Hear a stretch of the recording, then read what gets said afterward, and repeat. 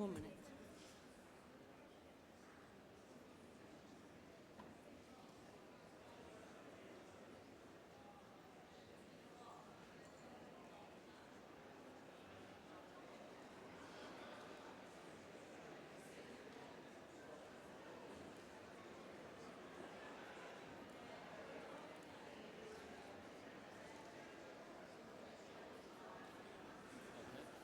Should we go? Right. Will delegates please take their seats, and would Congress come to order?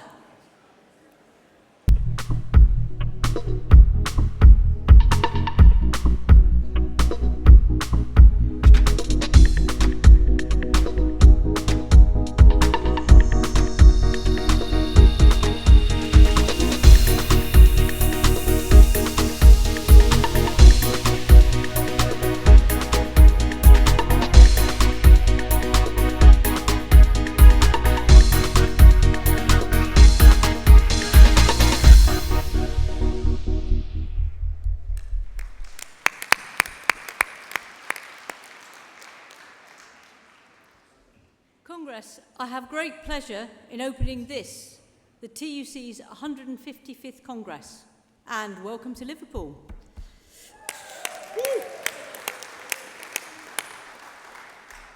Thank you to Chapman Shum, who has been playing for us this afternoon.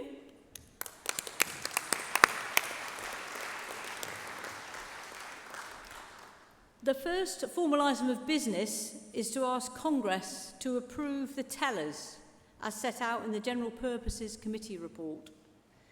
Congress, please note that Jeff Hayward from Unite is no longer able to attend Congress, and he will be replaced by Alan Dobby, also of Unite. So with that amendment, is that agreed? And if any of the tellers have not yet met Matilda Queenie of the TUC staff, please come to the tellers table located on the floor to my right. Congress, I'm afraid I have to start with some housekeeping, as always. If there's an emergency, you will receive instructions on what to do, either from me or over the tannoy. Details of evacuation procedures are posted up on the doors of the hall. There are no fire alarm tests scheduled, and if you hear the alarm, it's for real. If any delegates require first aid, requests should be made in the first instance to any member of the Liverpool Arena staff. Also, we will have speech to text and a BSL interpreter for the duration of Congress. Congress, I would now like to welcome our international visitors to Congress, who are seated at the front of the hall.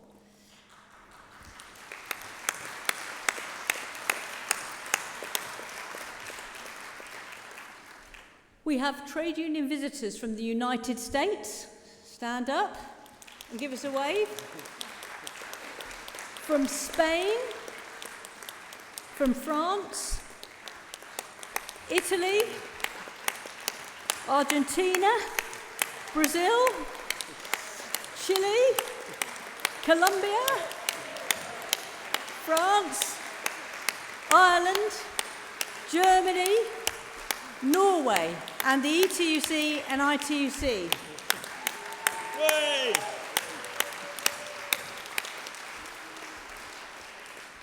Congress, we truly are an international movement, and colleagues, you are very welcome, and we thank you for joining us at Congress this week. This year's Sorora delegate from the Trades Council conference is Liz Payne-Amadi. She's sitting with her delegation Unison, and again, Liz, you are very welcome.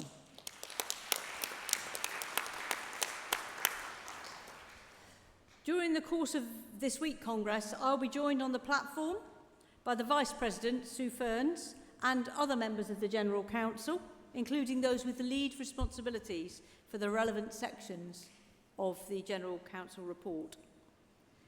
So without further ado, Congress, I call upon Linda McCulloch, Chair of the General Purposes Committee, to report to us on the progress of business and other Congress arrangements. Over to you, Linda.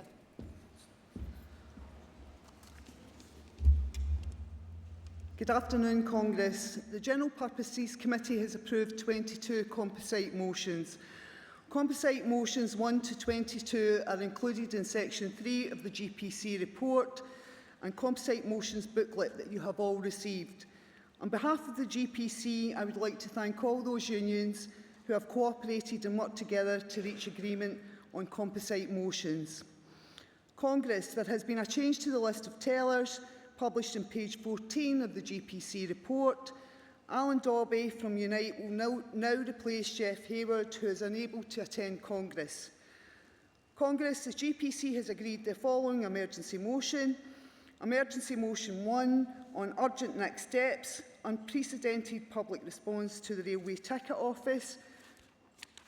Closures and consultation will be moved by the RMT and seconded by the TSSA.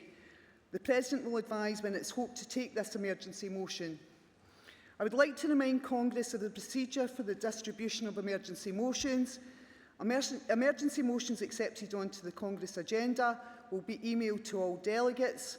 A small number of printed copies will be made available in the TUC information stand.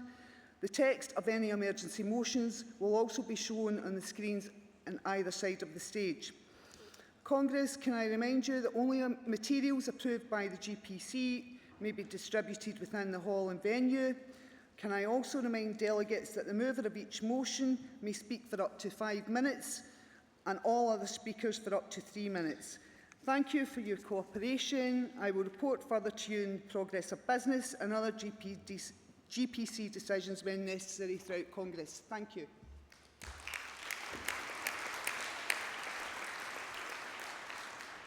Thank you, Linda. Congress, I now invite you formally to receive the GPC's report. Is that agreed? Thank you. As Linda reported, it's very important to respect speaking times, 5 minutes for moving a motion and 3 minutes for seconding a motion, and all other speakers. And it's not compulsory to take your full time. Delegates, before we start the formal business, can I remind you that each delegate credential has a barcode on it.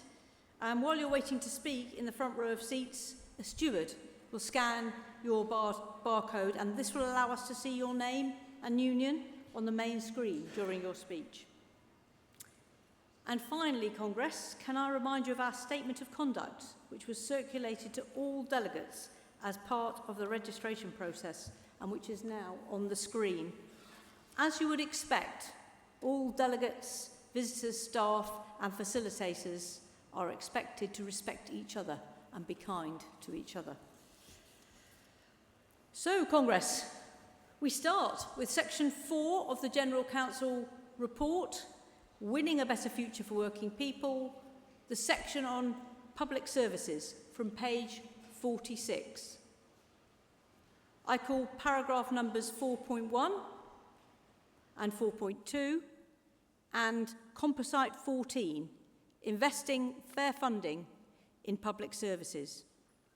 To let you know, the General Council support the composite motion. It's to be moved by Unison, seconded by PCS, and it's going to be supported by CSP, Unite, Prospect, RCM, FDA and BDA. So Unison, please come to the rostrum.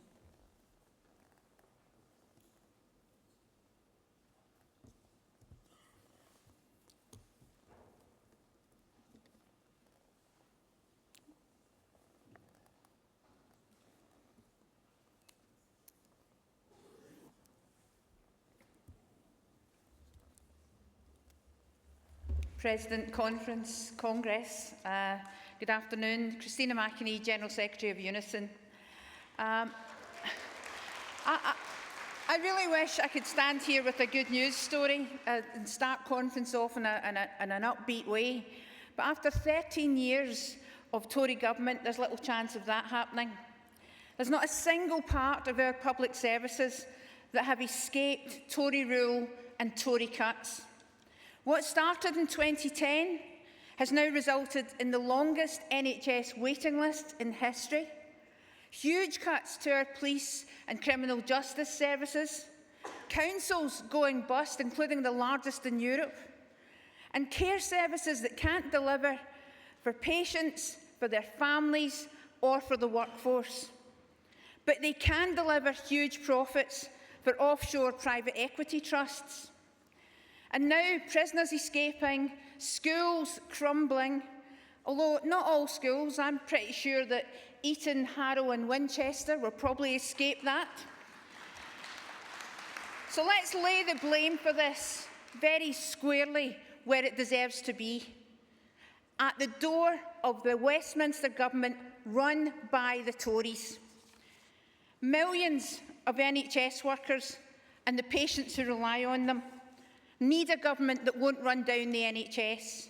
Thousands of school staff, pupils and their families want a government that invests in our schools, our children's safety and their futures. Workers across all public services and everyone who relies on them can see how austerity fractures and smashes our economy.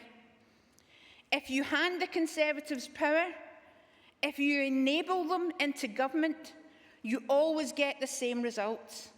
It's the same old Tories. And after 13 years of Tory failures in Westminster, our economy is weaker, our living standards are lower, and our country is poorer. Britain is broken. And when you slash public spending, the foundation of our public services, they crumble on top of us, literally in some cases. Yet when the government cut schools' budgets in half, they were taken by surprise by the fact that schools couldn't afford to do repairs. When they cut council funding, they're then shocked when councils go bust. And when they cut the number of PCSOs on our streets, they seem baffled by the fact that crime isn't going down. This is the most venal, corrupt, inept government I have ever known in my entire life.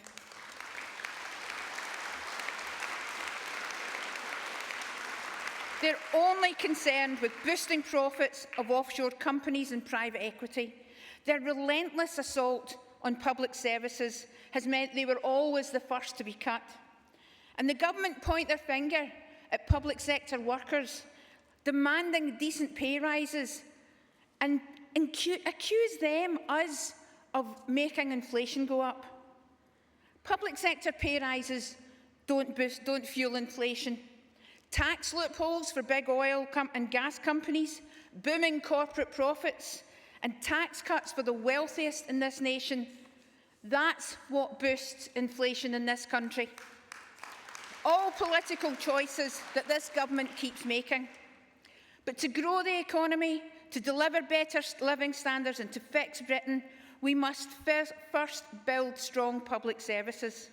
The public are relying on the trade union movement to stand up for our services, our economy and our country. Like the dedicated clinical support workers, Unison members who are taking strike action this week in the Wirral, and I'll be there on Tuesday morning on the picket line with them. Congress, this could be our last conference before the general election, and as we get closer to that election, the Labour and the trade union movement must put forward policies of hope for the British people. We must keep our focus on making sure working life can be made better by a Labour government. We must make sure our members and the British public never forget that it's the Tories who've caused this chaos, the Tories who've caused this crisis, the Tories who've choked our economy. The only lifeline for our shared prosperity is a united Labour and trade union movement, strong, focused on earning the trust of British people, hungry for a better Britain and determined to deliver it. Conference, I hope when we come back here next year, we do have something to celebrate. We do have a message of hope because we will have kicked the Tories out of Westminster. Thank you.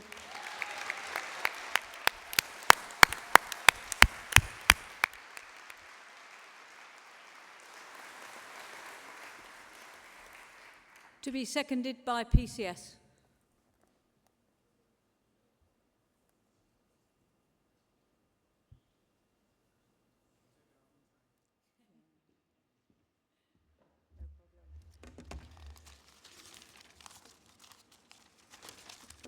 Congress, Mark Sawatka, PCS, seconding Composite 14, and proud to second that fantastic speech from Christina.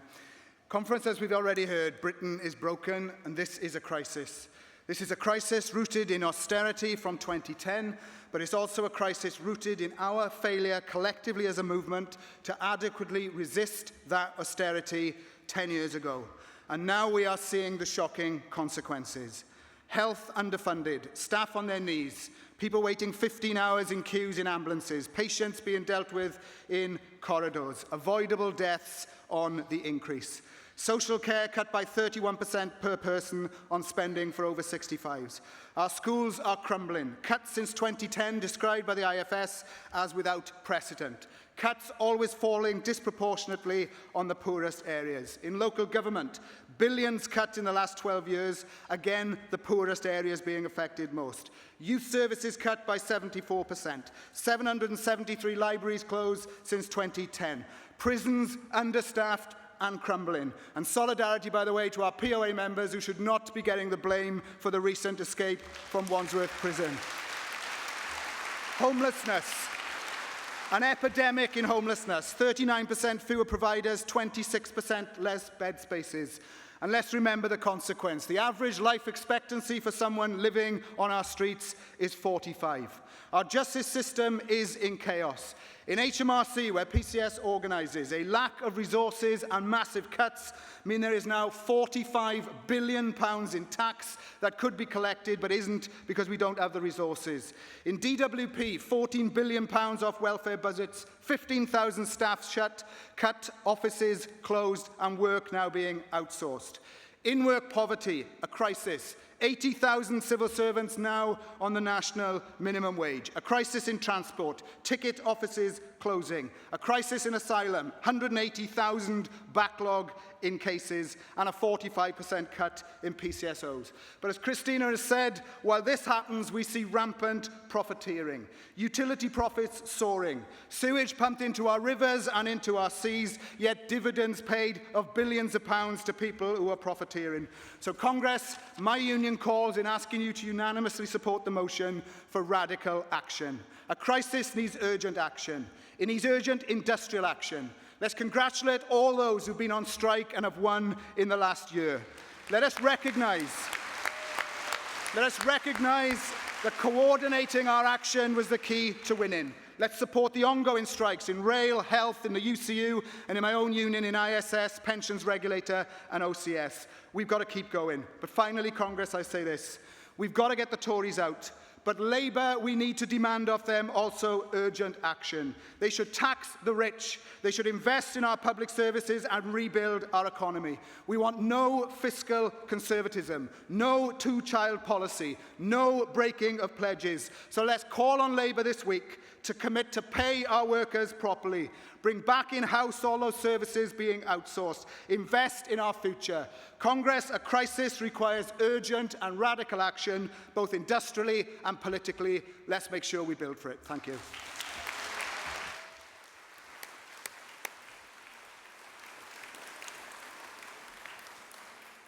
The next speaker from PCS? Oh, sorry, CSP. Oh, my apologies.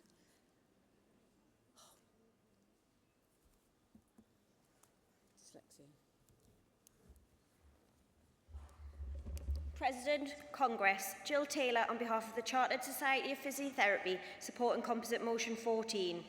I don't need to tell you how the outlook for the NHS and its founding principles of comprehensive universal healthcare free at the point of delivery is currently grim, and I could use much harsher words. I don't need to tell you that life expectancy and health inequalities are determined by an unacceptable postcode lottery, despite all the government's cheap and hollow words around levelling up.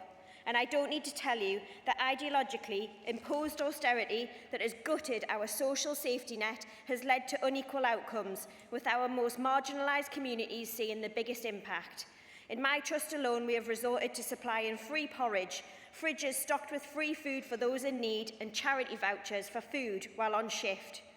Healthcare services and all its workers are on their knees, unable to meet the daily challenges, unable to meet the changing health needs on the horizon, with an ageing population and the rise of complex long-term conditions bearing down on each of us. Yet this year, when the government signed off the ever-delayed NHS workforce plan in England, funding promises were clearly insufficient. But this is not just a crisis in healthcare. Our well-being is influenced by job quality, by housing quality, by social inclusion, by life quality. But all of these have been eroded by decades of austerity and underinvestment in public services. As for the solutions, some will say money doesn't buy happiness, but our money could buy a hell of a lot more than what we're currently getting if spent well, equitably and with democratic accountability. It could buy us attractive skilled careers in health and social care, where the workers responsible for social reproduction are fairly paid for their efforts. It could allow us to play a real role in the local economy, find fulfilment in our personal lives and contribute more to the economic health of our nation. It could buy us a forward-facing healthcare service with capacity to meet all of our changing healthcare needs. This is our money, social wealth created only by us, the workers. We only ask it is distributed and spent for our collective health and well-being. Congress, how can we afford not to support this motion?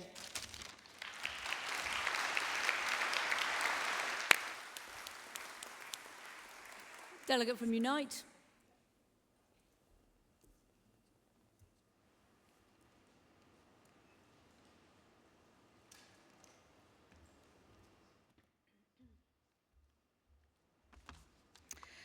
Chair, Congress, Bridie McCrish speaking on support of this composite on behalf of Unite members striking to save our public services.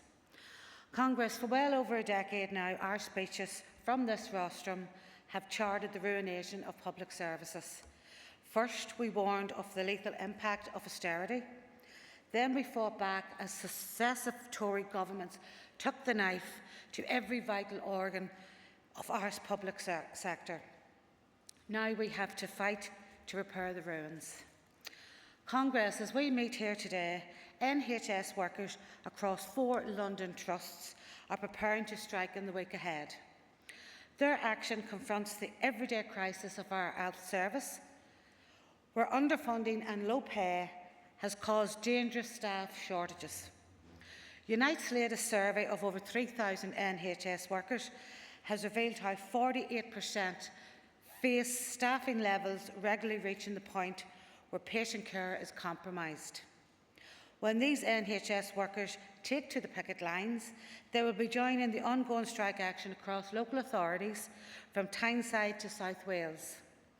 They will in turn be joined by coordinated action of workers across 11 Scottish councils later this month. Our Congress must stand up in resolute solidarity with every single striking public sector worker who fights for us all. Congress, these disputes are united in the demands for fair pay, proper funding and an end to perpetual austerity. But it's not just enough to win the funding, just to end the immediate crisis. This is why Unite's contribution to this composite calls for restorative funding. That means pay awards which answer the cost of living crisis and make up a decade of pay erosion. It means investment to rebuild and reopen every decimated frontline services, from mental health support to share state centres. Congress, support this motion and let us commit ourselves to the rebuilding of our public services. Thank you.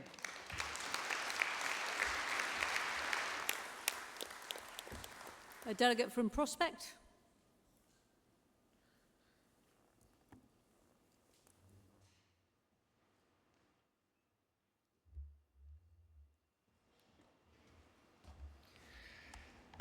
Thank you, President. Congress, Neil Hope Collins speaking in support of Composite 14 on behalf of Prospect. It's not been the most civil time to be a civil servant. A decade of pay cuts, and we didn't even get the warm words and thanks of gratitude or the claps. No, what we got was a relentless barrage of attacks from ministers looking for people to blame for their shortcomings. Morale is at an all-time low. At least in the workforce, the crumbling morale is only metaphorical, unlike in our schools. But believe me, the consequences of these cuts are just as real. For individual members, where the cuts in our pay undermine the ability to survive the cost of living crisis. For society, where the public services that we deliver and help with, that we all rely on, are failing. The core role of the civil service in providing objective advice, accountable delivery, has been deliberately put at risk by this government. If you don't value experts, they leave. Government is hemorrhaging key skills, from infrastructure planning, plant and animal health care, environment, health agencies and regulation, right across the board. Working for the Health and Safety Executive, I've seen firsthand the impact that these cuts have had on the ability of government to actually do what we expect them to do. HSE has suffered real terms cuts of 43% since 2010, leading to experienced scientists and inspectors leaving. HSE recruits new inspectors and scientists, but they leave faster than they can be recruited. HSE is not alone. Environment Agency funding cuts have been above 50% since 2010. I mean, we're not just health and safety, we've moved away from health and safety gone mad. We're just health and safety gone. These cuts have seen civil service salaries fall from about 26% since 2010. To put that in context, for a civil servant earning around $30,000 in 2023, that amount in real terms means a real terms cut that they've had of about £10,000 a year. We've all been demoted by grade. It's little wonder that this year saw prospect members in the civil service undertake their biggest industrial action in a decade. But it's not just the usual union voices that are pointing this out. The independents are saying it as well. The Public Accounts Committee, the Institute for Government have repeatedly highlighted that a lack of specialist skills amongst officials has caused by so-called pay restraint, has been a major contributor to delays, inefficiencies and overspends in government's projects. You know what? Doing things on the cheap invariably costs you more. Who knew? Our public services are in crisis at all levels. There is no time to waste. Please, Congress, support, and support with your actions. If you stand to support any motion in these next few days that asks to lobby government, that asks for changes in regulation, that asks for central support, you have to ask for the civil service resource to make it happen. Please, Congress, support.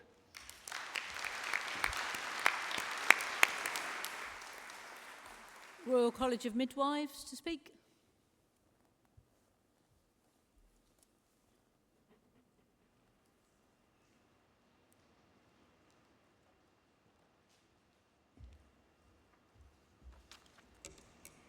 Hello Chair, Congress. Suzanne Tyler speaking for the Royal College of Midwives. As of this week, there are 20 maternity services up and down the country that inspectors have rated as failing. Now let's be clear, this is not the fault of the midwives and maternity support workers who work in those units, or of the doctors, the radiographers and the nurses who work alongside them. Our NHS members in all of our unions work with dedication, with professionalism and with commitment. Our latest survey that shows on average midwives are working about 100,000 hours of unpaid overtime every week just to keep the service going. The results are burnout, an exodus from the profession and ultimately poor care. Even the government acknowledges our figures that the NHS is more than 2,500 midwives short, and yet they failed to make good on David Cameron's promise to create those extra posts. There is a straight line that we can draw between lack of investment, between short staffing and between safety. The cause of this state of affairs is 13 years of failure to invest in and to respect our public services and our NHS. Maternity units are in crumbling buildings which are overcrowded, poorly ventilated, where equipment is broken, is out of date and is missing. Training and support and development for staff have been undermined. Spending on maternity care has actually gone down in the last 13 years, even though the demands on the service has gone up. And while there is a refusal to invest in care, the NHS budget for maternity is only £3 billion. The cost of getting it wrong rockets. Our medical negligence bill is over £8 billion now. We all know that services that are predominantly run by and for women are often marginalised and underinvested in. Maternity is no exception. Our members are overwhelmingly women. They are more likely to be providing informal care for children, for elderly relatives, dealing with their own health and mental health challenges, including with menopause. It's no coincidence that the proportion of midwives aged 35 to 54 has fallen dramatically. It's taken 13 years to break our public services. Women and their families, midwives and support workers, and all the comrades in this room cannot wait 13 years to put them back together. We need a commitment to investment now. Conference, I urge you to support this motion.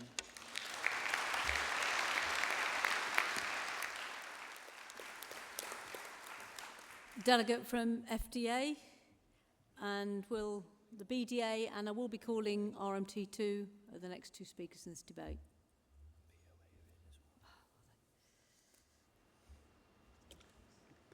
Congress, Tony Wallace, FDA, asking you to support Composite 14. Congress, what has happened to our country? I was born almost 60 years ago in a state hospital. I was educated by the state. My family depended on the support of the state when it went through some troubled times. The state saved my life in Stobhill Hospital in Glasgow when I was 7 years old, and I'm eternally grateful to this day. And for the past 40 years, I've worked for the state to secure the funds which should be used to ensure that it survives and thrives. And yet, health service waiting lists grow forever longer. Immigration is in chaos through chronic underspending and understaffing. And our schools and public buildings are literally collapsing around our children's ears. It's shameful, but the cause is plain to see. A chronic lack of investment, of long-term planning, and short-term sticking plaster solutions have brought us to this lamentable state. Composite 14 seeks to reverse that. It's hackneyed but true to say that to fail to plan is to plan to fail. We will only succeed if our plans cover not just tomorrow, but all the tomorrows which follow that. We need a stable, long-term plan for the public sector, which is why we call for that proper long-term planning, a bulwark against badly thought-through, flavour of the week, flash in the pan, self-harming, short-term solutions to complex systemic problems. Furthermore, you get nothing if you give nothing. The public sector, despite the comments of some ministers, is not one homogeneous blob. It's a vast and complex series of interlocking systems, and it takes people of great skill, commitment and ability to deliver what we need. And without the leaders of that skilled professional cadre of public servants and the facility to organise and deliver, then we will fail. We will waste the opportunity that the investment we demand requires. And if we do that, we'll be cursed to repeat the mistakes of the past. We'll fail ourselves, our society, our children and our future. Do not allow that to happen. Support the public sector. Restore the position that, as it was before the disaster we now face. Please support the composite. Thank you very much. I call delegate from BDA.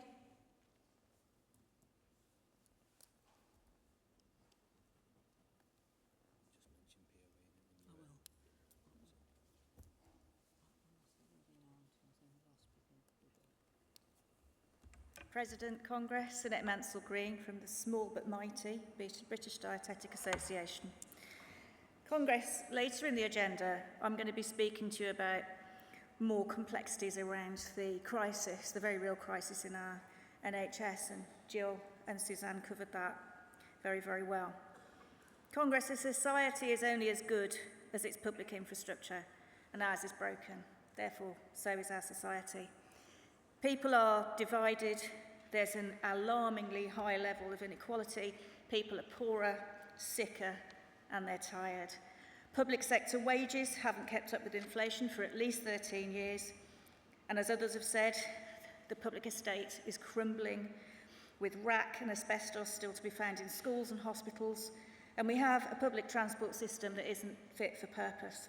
Oh, and by the way, what happened to those 40 new hospitals? We're governed by an ideology of individualism versus the so-called nanny state. And that's absolutely ridiculous. But to top it all, this is coupled with the most incompetent government that I can remember. For years, the right-wing and neoliberal answer has been to bring in the market and privatisation, or dress it up as working with communities and social enterprise. And the result is core funding cuts and lack of investment. We need all public services to be properly funded, but we also need to see services brought back in-house and renationalised. How can it be right, for example, that NHS staff who are directly employed receive the annual pay award, but those who do the same job for a contractor do not? How can it be right that children can't go to school because the roof might fall in on them, the toilets aren't working, or the classroom has a leaking ceiling? How can it be right that our members, dietitians, are working in porta cabins in car parks? If you're on benefits living in a rural area with no access to public transport, you can't make appointments, your benefits are stopped. I live in Birmingham and our council's just declared itself bankrupt, and I fear for our citizens, those who rely on social services and what's left of social housing. Our amendment calls for a cross-governmental strategy to sort this out. Housing, education, health, police, etc., must work together, not in competition for the breadcrumbs from the Treasury. Our movement can and must press hard, politically and industrially, for change, radical change, with proper investment. Please support the composite.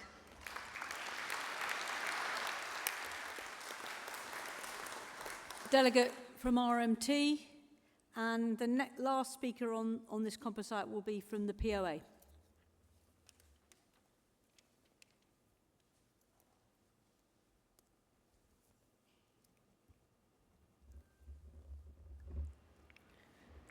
Greetings, Mel Mullings from the RMT, first-time Speaker at Congress. The RMT is against ongoing attacks on workers and communities at national and local level. In Croydon, for instance, the Tory mayor sought to bypass a referendum and impose a 15% increase in council tax with little or no opposition. Croydon was bankrupt not once, not twice, but 3 times. We note that year-on-year increase in hate crime statistics in Croydon and London more widely. In 2021 and 2022, hate crimes increased by 9% in Croydon and an average of 11% across London. Noting that Croydon is 52% black and the highest percentage of black school-aged children, we know that cuts affecting these communities are likely to exacerbate problems of marginalisation and racial discrimination. Children having to wait 22 months for CAMSO services is a total disgrace. Trade unionists and community campaigners in Croydon are already organising against the 15% council tax increase and for decent funding for local services, which have been run down to the ground, and public sector workers seeing their services to the community eroded. We will continue to support the campaign against council tax increases, that we now know that 20 more local authorities are going bankrupt under this disgraceful government. We will mobilise for local demonstrations and work with trades councils and other campaigns for fair funding of services, jobs, council homes, and against racism. Please support this motion.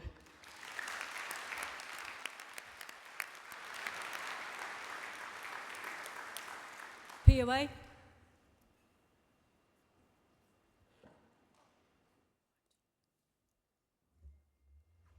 President, Congress, Mark Fairhurst, National Chair, POA. I'm asking you to support this motion. I represent people that nobody gives a second thought to because we're hidden behind a big grey wall. Currently in the spotlight for all the wrong reasons, brought on by the austerity measures because of this Tory government. Let me just give you an example of what we face. Since they came into power, they have slashed our budgets by over £900 million. They brought in voluntary exit schemes for experienced staff. We've lost over 100,000 years of experience. We told them not to do it. They failed to listen. They'll spin it and say, but we've got a major recruitment campaign going on. We've recruited 4,000 prison officers. That's correct. But we've only had a net gain of 700 because people keep leaving.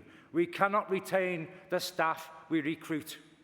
We've just had the highest pay award for over 31 years because we've been subject to pay cuts and pay freezes, all in the name of efficiency and austerity.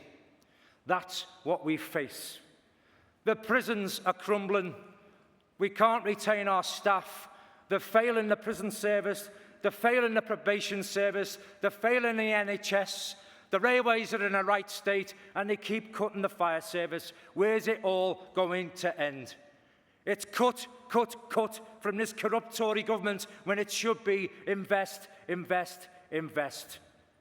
So I've got a strapline for the Prime Minister, and it's nothing to do with hands, face, space. It's invest in the public sector now. Please support. Thank you.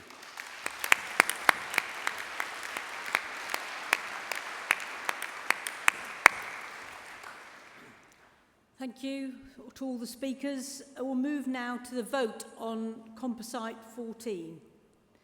Congress, will all those in favour please show? You can put your hands down now. All those against? I think that's unanimous. Thank you. That is carried.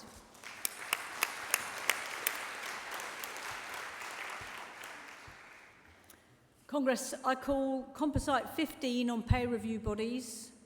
The General Council support the motion. It's to be moved by the FDA, seconded by RCOP and supported by PCS.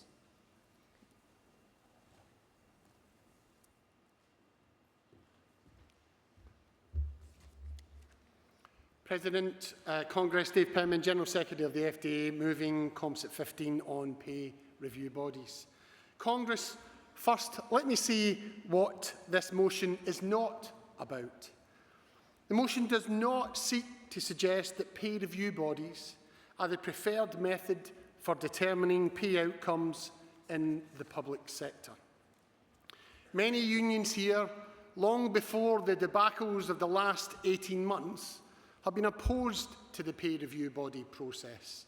Some believe their members' interests are best served by free collective bargaining, and we're grateful to PCS for their amendment to our motion, which makes clear that many unions facing hostile employers are able to build campaigns and better member engagement around a bargaining process that focuses on direct negotiations. Nor, Congress, is this motion a call for an extension of the pay review body process. Like many unions in the public sector, our membership spans a combination of direct bargaining and review bodies. But whatever our individual unions' views are on review bodies, they are a fact of life, making decisions that have a huge impact on over 1 million public sector workers. Not all review bodies are the same. Some have been forced on sectors and accompanied by a curtailment of bargaining or even the right to strike. But regardless of individual union views on the principle of review bodies as a mechanism for dealing with pay, I doubt there's a union in this room that is satisfied with how they operate. They're meant to independently assess evidence and try to find a fair outcome that commands the confidence of government, employers and unions. Instead, successive governments of all colours have sought to restrict the remit and dilute the recommendations.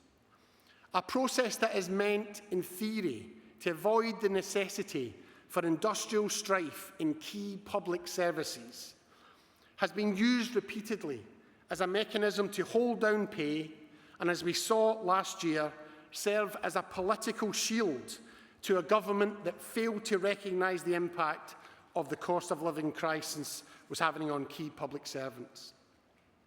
Last year also demonstrated the inflexibility in the process as review bodies were unable to revisit the recommendations as inflation spiked.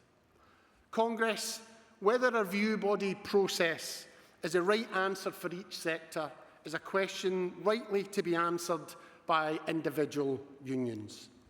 But whether they stay or go, we need to ensure that if they are making decisions that have such a fundamental impact on our members' working lives, we have done everything in our power to get the best possible outcomes.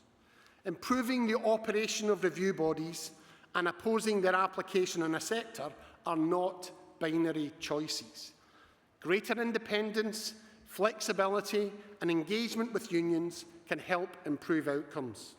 Giving greater weight to the evidence provided rather than simply the affordability arguments of government could start to address the recruitment crisis that blights many of our public services. This is not about breathing life into a failed process. It's about ensuring, as we do every day as negotiators, that where our members are impacted by a decision, we've done everything in our power to influence that for good. Conference, I move.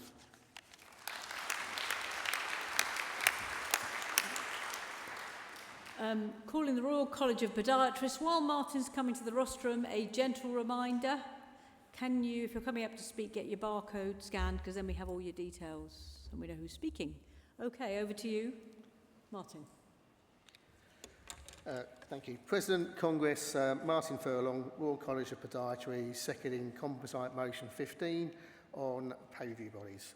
Congress, pay review bodies in the public sector have been in existence since around 1960, and as Dave said, currently cover the reward and pay outcomes for more than 1 million workers. The point of a pay review body is to be an independent group of people who consider evidence from relevant parties and then make a recommendation free of bias to the government. Pay review bodies could play a crucial role in maintaining transparency and the pay determination pay levels in the public sectors, if only it worked like that. Governments always interfere with the process, as they do for delegated pays in other areas of the public sector and the economy, and can and do influence the outcomes. In health, where the Royal College of Podiatry is part of the staff side, we have a mixed history with the outcomes of our interactions with the pay review bodies, with increasing member unhappiness over the last few years, resulting in the industrial action that some health workers took this year. This action came when the majority of health unions simply did not take part in the pay review body process. Congress, when health workers, including physios, nurses and dietitians and others, are taking strike action, then things are bad. But this action was instrumental in making the government talk to unions and eventually producing an outcome that was accepted by the majority of unions. The health unions have various views over the future of working with the pay review bodies, ranging from outright rejection to being happy with them, and some in the middle who will talk to whoever will use whatever method will help our members get more money in their pockets. That's why we think it's time to debate this, and that's why we submitted our motion. Our ask in the motion was for the TUC to work with public sector unions to produce a template of what a good pay review body could look like. This would help us to agree minimum standards, which would give us the tools to say no to being involved if the PRB did not meet the standards and put pressure on the government to do the same. As Dave said, we're not asking for the PRBs to be our preferred way of negotiating. It is but one way, and the settlement that the teaching unions were offered this year with our pay review body was more than achieved in the NHS with strike action, just one example. Congress, there is no evidence that a change of government will lead to a change in the way that pay review bodies are created. What this composite does is give us an opportunity to come together and work as one to have a united approach towards pay review bodies whilst respecting each union's sovereign position with regards to their own position. We are not saying that PRBs are the best way to review pay. One final point of clarification from the discussion yesterday regarding multi-year pay deals, the same thing as that. The motion isn't saying they're the only way to do it, just one of the options. I'm running out of time, so we will welcome the debate that will come from this composite and ask you to support it. Thank you very much. I call PCS and also Congress Prospect, POA, NEU and FBU have also indicated their wish to speak.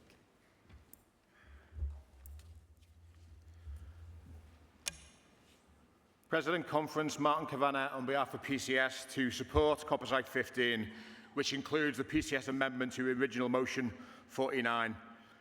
In Congress, our amendment to motion 49 made clear that after decades of wage restraints imposed by governments and employers pursuing neoliberal economics, pay review bodies are no panacea. Their existence within the public sector has done little to nothing to prevent the huge drop in living standards suffered by workers and our members covered by their remit. And while the recommendations of pay review bodies are allegedly independent, they have displayed a clear tendency, as we heard from the last speaker, to take their steer from government's economic policy. During the now decade and a half since we witnessed the financial crash in 2008, review bodies have tended to broadly set their recommendations around government-imposed pay restraint figure for the public sector. Furthermore, Conference, the entire concept of the review body is based on a false premise. A false premise that there can be and is a partnership approach to be had between employers and workers under a capitalist system.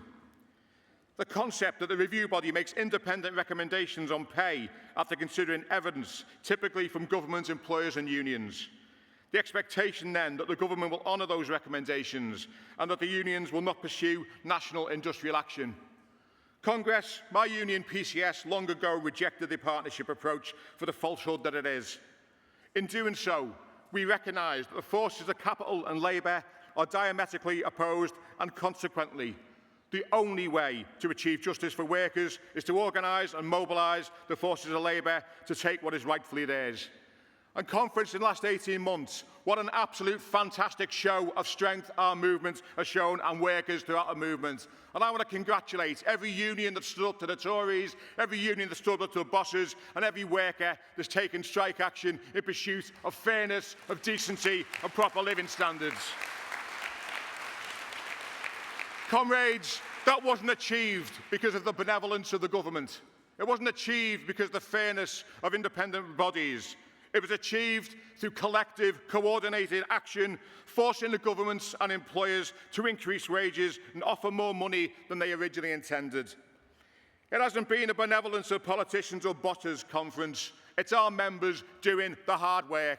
It's our members getting out there on picket lines. It's unions supporting those members.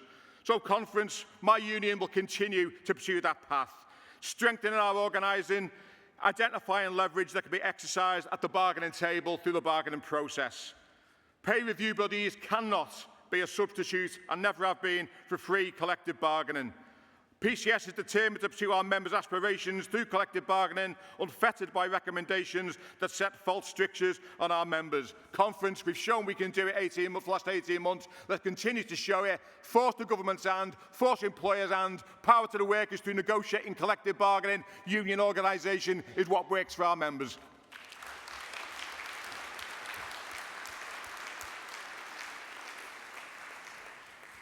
Prospect.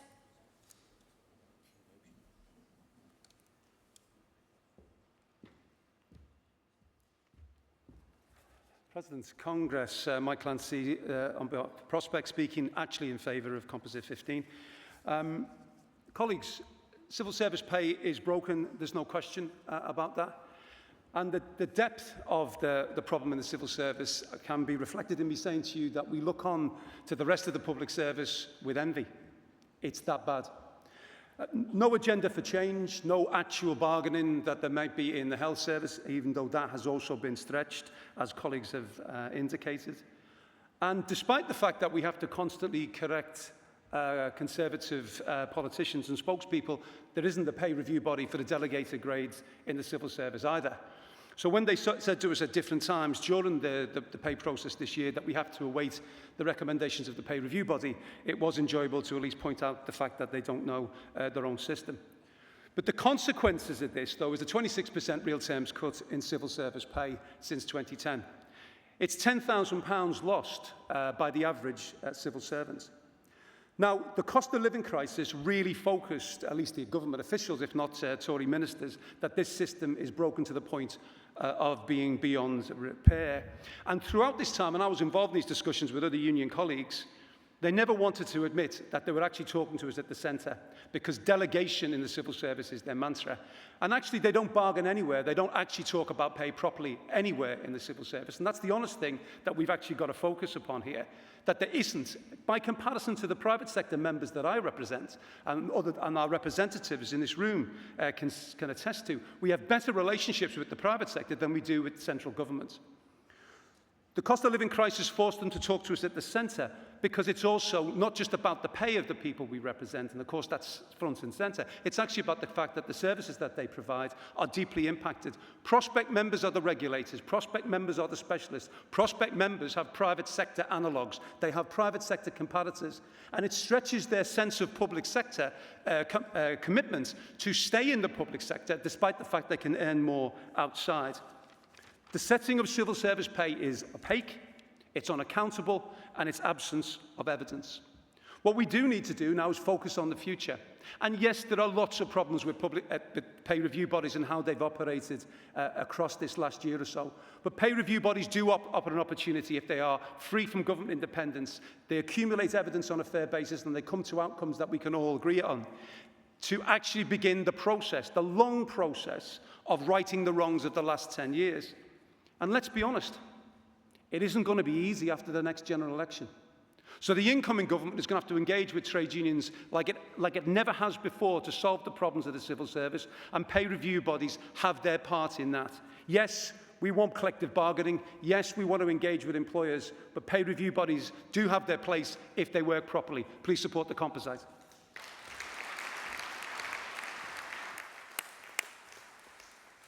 POA delegates, and will NEU and FBU be ready to speak after?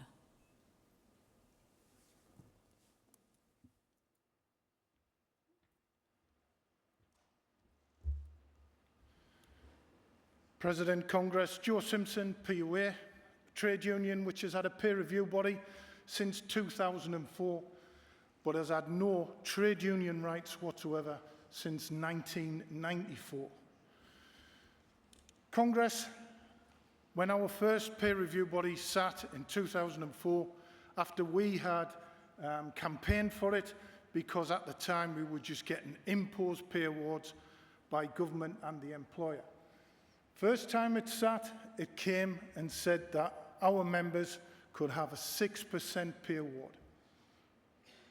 2 minutes after that award was given, there was interference from both government and the employer to stage it because they said they couldn't afford it.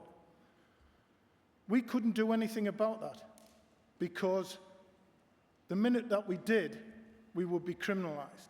In 2007, we said enough was enough, and we took our members out on strike action to back up the feeling of our members. And I remember that day because I'd only been on the National Executive for about 3 weeks.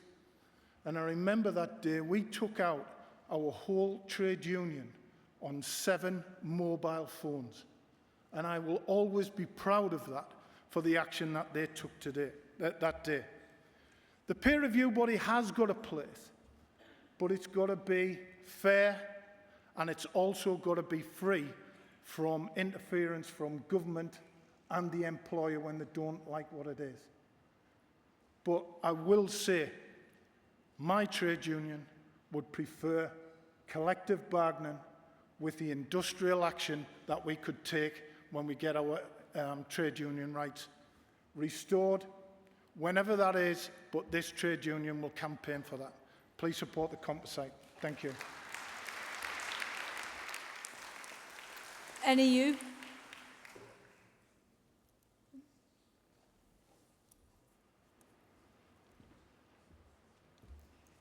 Good afternoon, Congress. Phil Clark, National Education Union Vice President and secondary school teacher in a comprehensive school. We support, as the NEU, free collective bargaining, but if review bodies are going to exist and continue to exist, then what's laid out, particularly in I to V, is good practice and certainly something we're not normally used to with the school teachers' pay review body. Our review body is dictated to by government. Our review body has overseen years of pay cuts. Our review body has also overseen the current recruitment and retention crisis in schools. And our review body can't even work to make sure that our pay award is out before the summer term finishes. But I use the word normally because this year has been slightly different. This year, the government planned first for sort of 2%, then they moved towards 3.5%, and eventually we got 6.5%, and over £1 billion a year more for our schools every year. Why? Was it our review body, or was it the fact we mobilised our members into communities to build parental support for our pay campaign and for school funding? Was it our review body, or was it the fact through our campaign we have recruited 70,000 new members? Was it our review body, or was it the fact that we beat the thresholds in the biggest ballot ever to do so, and then did it again? Was it the review body, or was it the 8 and in sixth form 9 days of unprecedentedly high support for our industrial action, where we called the largest weekday demonstration that this country has seen in decades, and that demonstration was full of our members as they really are, young, overwhelmingly women and very angry. Was it the STRB, or was it the fact that our sister unions in education had balloted and were ready to join us this autumn had there not been movement, in a display of unity in our sector that we must grasp and build on? Congress, you know the answer. Whether you have collective bargaining or a review body, it is the level of organisation, the ability to mobilise members that makes the difference. The NEU is now setting out and making plans to do it again. We will mobilise our members, we will continue to organise, because we want pay restoration, we want pay justice, we want the funding that our schools need and the funding our pupils deserve. That is our mission leaving this Congress, and that is what we in the NEU intend to do. Thank you.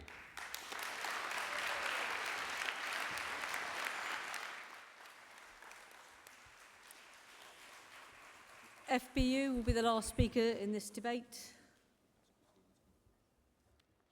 President, Congress, Steve Wright from the Fire Brigade Union. That we wanted to come into this debate to make clear our opposition to pay review bodies. The FBU will also vote against this composite, which we feel makes too many concessions to pay review bodies. We have listened as a union to delegates from a wide range of unions over many, many years who've had pay review bodies imposed on them. And let's be clear, this has usually come after disputes and after industrial action. Pay review bodies have been imposed in order to downgrade or scrap collective bargaining. We know that unions can make submissions, but pay review bodies remove the necessary face-to-face negotiation. And we've looked at the outcomes from pay review bodies, and we know that unions are almost always disappointed. So the TUC needs to be clear today. Pay review bodies may and might suit employers and ministers, but they are not the right framework for trade unions to bargain over pay and our conditions. In the Fire and Rescue Service, we've never had a pay review body. Since 1947, the pay and conditions of firefighters of our members has been negotiated through the National Joint Council, the NJC. This is a UK-wide body consisting of an equal number of fire employers, including from the devolved administrations on their side, and an equal number of Fire Brigade Union reps on our side. The NJC is not perfect, and I will not stand here and say it is. but it has evolved over many years. And the FBU and our members are absolutely clear. We want to keep this form of collective bargaining. In February this year, we managed, hardly fought for, and negotiated pay rises through the National Joint Council, which 96% of firefighters voted for on an 84% turnout without going on strike. So to us, this underlines the value of the NJC to our members. And in recent years, we faced many attacks on the NJC from the Westminster government and from its cheerleaders. In 2020, the new Fire Inspectorate in England proposed scrapping the NJC and imposing a pay review body. And some of our employers have tried to walk away from those National Joint Council agreements and introduce damaging local conditions, far from the hard-fought national agreements our members and firefighters have fought for over many years. And we're aware that our employers, we're aware that the chief fire officers want to break up the NJC, and they see scrapping and introducing a pay review body being introduced in our service is a way to do that. So last year, the Westminster government's white paper on fire reform consisted on whether a review of the role of the NJC and whether to introduce this pay review body. And they've not stepped back on those proposals, and that threat still exists to our members. So look, we know, and our members are clear, we will not accept, we will not stand by, and we will not allow a pay review body in the Fire and Rescue Service. Congress, nothing else will do. Our members are right to expect decent pay rises. Pay review bodies cannot deliver.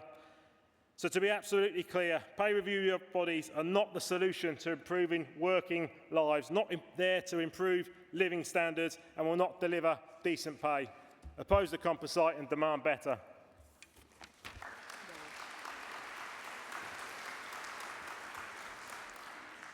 One more speaker on this debate from Unite. Thank you, Chair. Conference. David Agbley speaking in support of the composite for Unite the Union.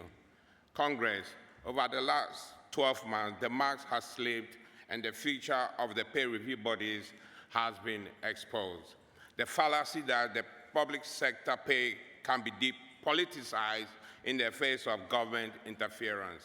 I mean, we also on telly what was happening. The illusion that this government is motivated by evidence and not ideology. It was saying on Sky also that the falsehood that this industrial peace can be possible in the teeth of this crisis. We all know pay review body is not independent as we speak. Congress, as they stand, pay review bodies are long past their sell-by date. Last year, Unite, we passed a motion at our conference to campaign to abolish the pay review body. Until the pay review body is independent, we cannot accept that. They are clearly no longer independent of government, and they have no real power to make major decisions. What is their purpose at this point, if not complicit in holding down pay? Take the example of the NHS. Our NHS, the pay body chair is handpicked by the Prime Minister, and the 7 members are chosen by the Health Minister. How is this independent? Not content with selecting the lineup, the government rigs the rules by setting strict levels that the body must base its decision on before the process has even kicked off. Congress, all this amounts to nothing more than a small screen to hide the government's responsibility for the pay crisis which has engulfed our health service. These bodies have presided over and given cover to over a decade of real wage cuts across the public sector. Congress, why would we not want to negotiate directly with the real decision makers? Rather than being shackled to a facade, members across our unions have brought the government to the bargaining table directly through collective action. That is the path to pay justice that we demand. Unite supports this composite. We say if pay review bodies were genuinely independent and proven to work, then we are open to that. But as they exist now, these bodies are a barrier to be removed so our members can win the pay they deserve. Support this motion. I support it.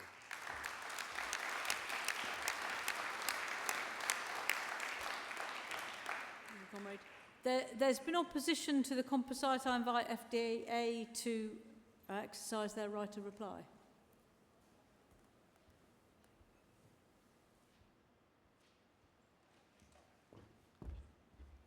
Congress, I'll be brief. We all went for dinner and beer.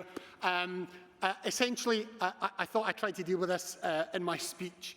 It is not a binary choice between improving peer review bodies that impact upon 1 million public sector workers and also deciding that either you don't want that extended into your sector or you think actually your members' interests would be improved by direct bargaining. They are a fact of life. They will be determining pay for 1 million public sector workers next year. Why would we not want to approve them?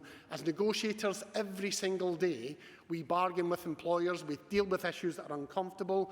In the civil service, we deal with performance-related pay, we try and improve it, and every union has a policy of opposition to it. That's what we're talking about and why the motion was written in the way it is. So please support this motion. It does not mean that peer review bodies are good and bargaining is bad. It just means if we have them, we want to make sure they're better. Thank you. Okay, thank you, David. So, Congress, Composite 15 is before you. Will all those in favour please show? Put your hands down. All those against? That is clearly carried. Congress, I now call motion 51, pay restoration and public sector pay. The General Counsel support the motion, and I'll call Christina McAnee to explain the position on behalf of the General Counsel. It's to be moved by SOR, Society of Radiographers, and seconded by HCSA.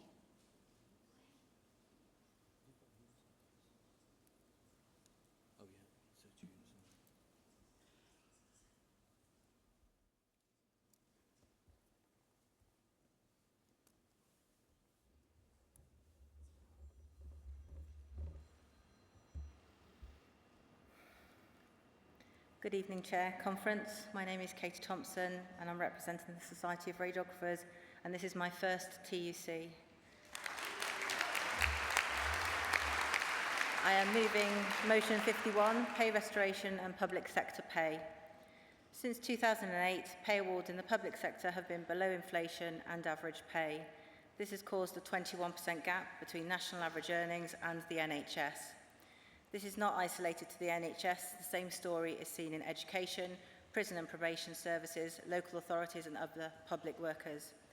Pay awards have not followed inflation. This has been highlighted this year with an award of 5% in England for the NHS, while inflation was over 10%.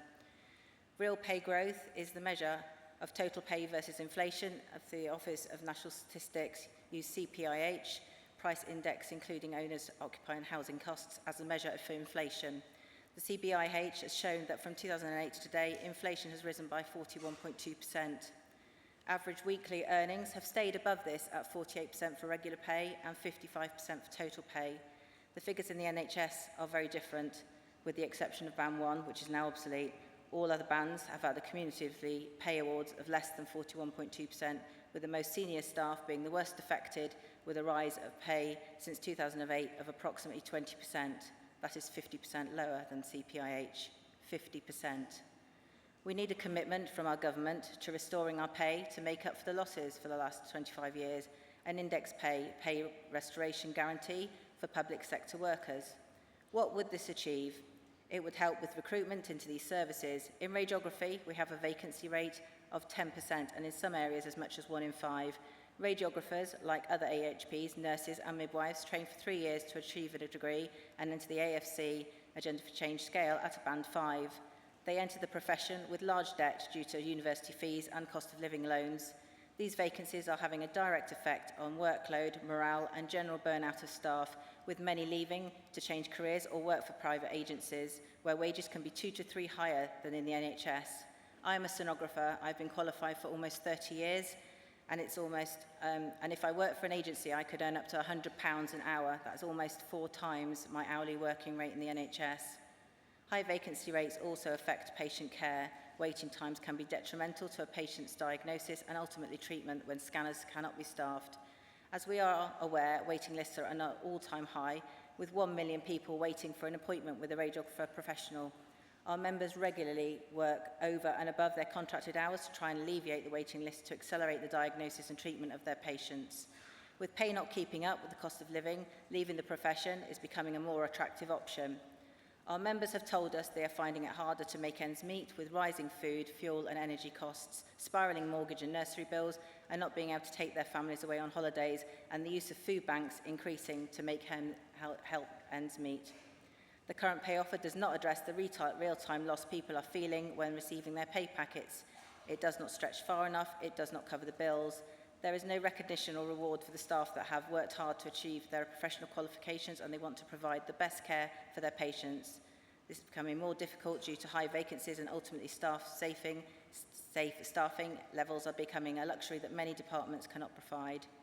This disregard for NHS staff by government was made clear with the exclusion of bank staff workers receiving the lump sum one-off awards this year. These are the backbone of filling our vacant shifts without having to rely on costly agency. The government say they are committed to promoting community diagnostic centres, reducing waiting lists and cancer wait times, but refuse to address the workforce crisis. None of their priorities are achievable without a workforce. More of these services are being contracted to the private sector. We need a long-term workforce plan which addresses the recruitment and retention issues. After the result of our recent ballot, our Northern Ireland members are to strike on the 20th and 21st of this month, and following a very disappointing meeting with government to resolve our current pay dispute, England will follow on the 3rd of October to stand alongside our junior doctors and consultants to stand up for a workforce on patients in NHS. Congress calls on TUC to support and promote an index-linked pay restoration guarantee and public service in work, and work with government to secure stable long-term funding support for our public services, supported by an independent, transparent auditing and reporting on staffing levels and capacity against known forecast demands. Thank you.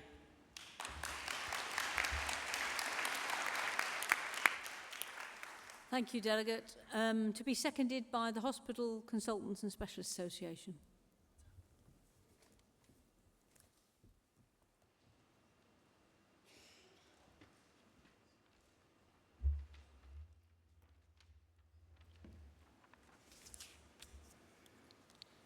President, Congress, Martin Bond, National Officer of the HCSA, the Hospital Doctors Union, seconding the motion. Congress, how can it be right that a doctor is worth a third less now than they were worth in 2008? And is it any wonder that medics and other NHS staff are looking for better paid jobs abroad or in the private sector? HCSA junior doctors are about to embark on their 6th round of strike action since March in their pay dispute, and they returned a resounding 97% yes vote to keep on striking. They are resolute and they are determined. Junior doctors will keep going until they win. Meanwhile, we will soon be balloting senior doctors, but pay erosion is wider than just in the medical profession or the NHS. It's endemic across the public sector, as you've already heard from plenty of speakers today. It's time for the government to act, and it's not impossible. We've seen the Scottish Government lead the way in their commitment to working with medical unions to find a formula to address pay erosion. This also showed the willingness of the HCSA junior doctors to reach a solution. The government, though, is refusing to negotiate. The Prime Minister would prefer to pick a fight with trade unions and see patients suffer rather than value public sector workers. Congress, the public sector deserves better. We cannot continue doing more for less. The ultimate consequences of that will be unthinkable. It is now time to act. Thank you.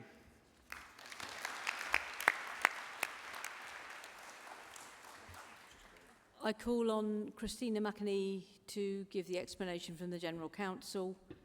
NESUWT and Unison have indicated they also wish to speak. I'll take them after Christina. President Congress, Christina McInnes speaking on behalf of the General Council. The General Council support this motion with this explanation. Urgent action is needed to restore the pay of public sector workers. The motion calls for an index-linked pay restoration guarantee. However, such a guarantee could impact on and override collective bargaining agreements and other pay determination arrangements undertaken by unions in different parts of the public sector. The General Council supports calls for the Government to deliver pay restoration while respecting the autonomy of unions to determine their own approaches, strategies and actions to effectively bargain for their members, including establishing the level of demand in future pay bargaining scenarios. Thank you, President. Thank you, Christina. NESUWT?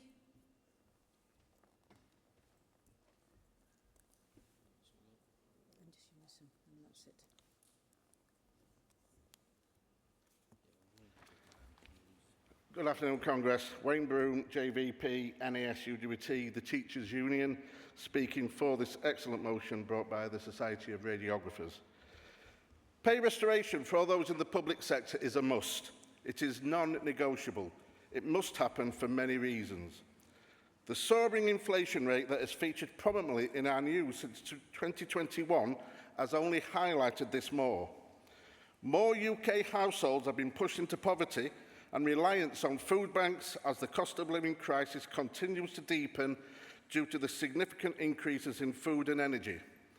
The Tory government policies of below-inflation pay awards and pay freezes over the majority of the last 13 years have contributed significantly to this. Recommendations by the so-called independent pay review bodies have been dictated by the financial constraints set out by the HM Treasury, and this has seriously undermined the status of the pay review bodies across all public sectors. In 2022, the majority of classroom teachers' salaries in England were more than 25% less well off in real terms than if their pay had kept pace with inflation for the past 13 years. For most teachers, this is an overall loss of £50,000 since 2010. After this year's pay award of 6.5% is in teachers' pay packets, those real-term losses will have increased, as the current rate of retail price inflation was 9% in July, so that's a shortfall of another 2.5%. Public sector workers are never going to get the loss of wages and the consequential reductions in employer pension contributions over the last 13 years back. We need to stop future losses as quickly as possible with a minimum index-linked pay restoration guarantee for public sector servants as a starting point. This provides a floor for future pay negotiations. In education, we need competitive graduate salaries, a better deal for teachers, as our NASUWT campaign promotes, and pay restoration is a significant part of this. We have a huge recruitment and retention crisis for various reasons, at the heart of which is being rewarded with comparable graduate salaries throughout the career of all teachers. Please fully support this motion.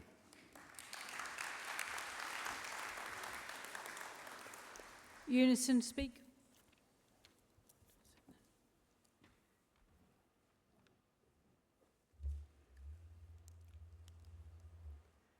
Congress President Glenn Williams from Unison, speaking in support of motion 51.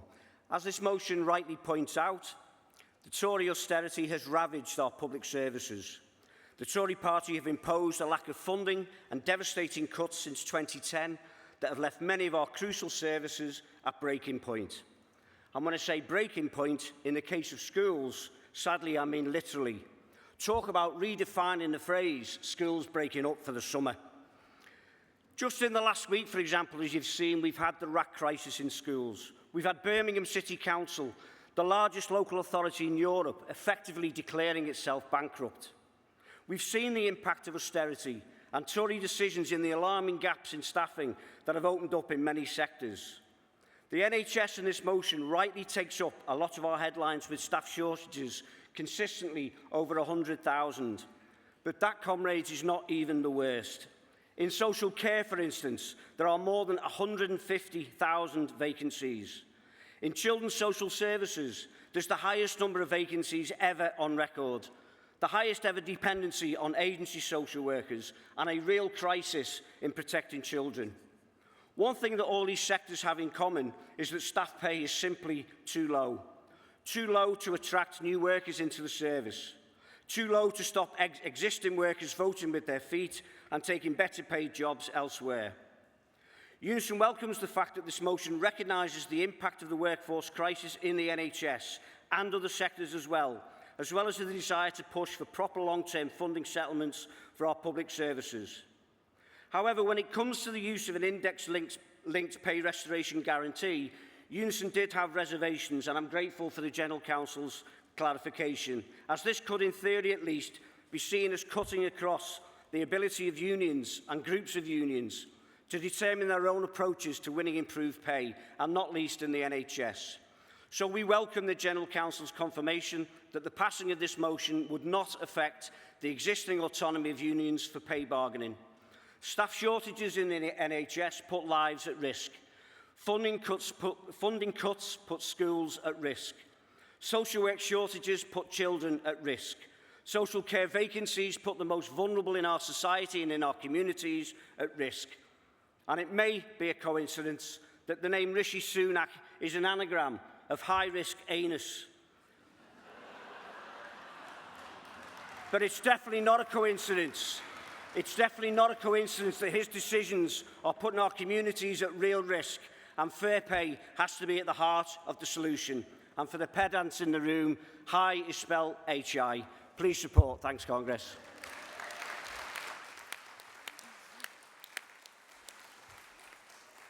Okay, Congress. Motion 51 is before you. Will all those in favour please show? Put your hands down. All those against? That is carried. I now call on the President to address Congress.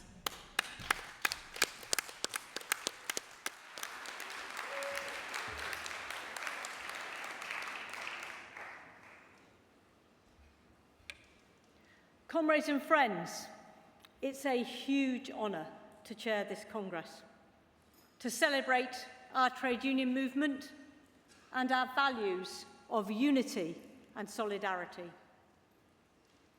Thanks to you, delegates, for the work you've done this year in your own unions and for our movement. A big thank you to Paul, Kate, and all the TUC staff. I also want to thank Dave Ward and my own union, the Communication Workers Union, for the faith they placed in me as a lay representative. In addition, thanks to my friends, family, and my partner Angela for supporting me over the year. My mum and dad were both trade union members during their working lives, but are not with us anymore. I know they would have wanted to be here today.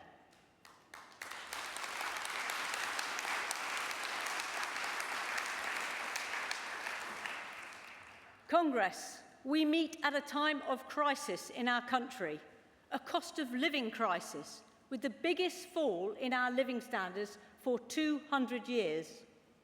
Real pay cuts when our bills are soaring. Key workers clapped in the pandemic, now told they are not worth a pay rise. It's not our pay demands that cause inflation, it's the profiteering.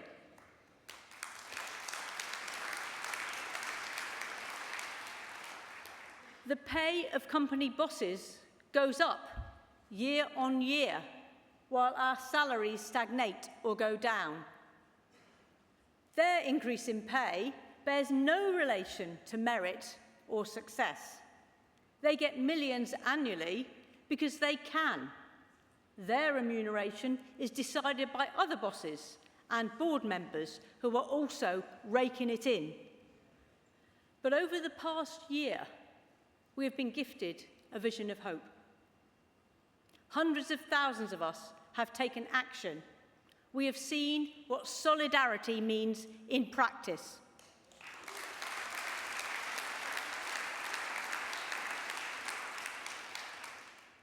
This year, alongside my CW comrades, I took strike action for a proper pay rise in BT and Openreach.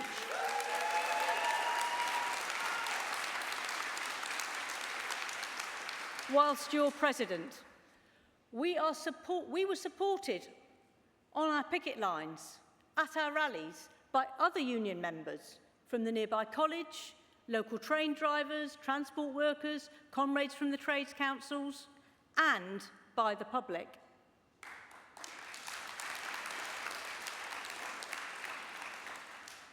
And our experience was reflected in other disputes too. Unprecedented public support. Workers in the public and private sector united, standing together, marching together, winning together.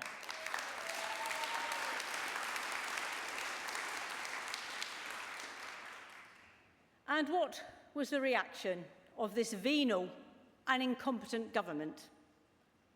To pass even more repressive anti-union laws. The minimum service level provisions remove the right to strike from as many as 1 in 5 of us. Congress, that's why the whole of our movement will stand with any worker who loses their job because of these laws.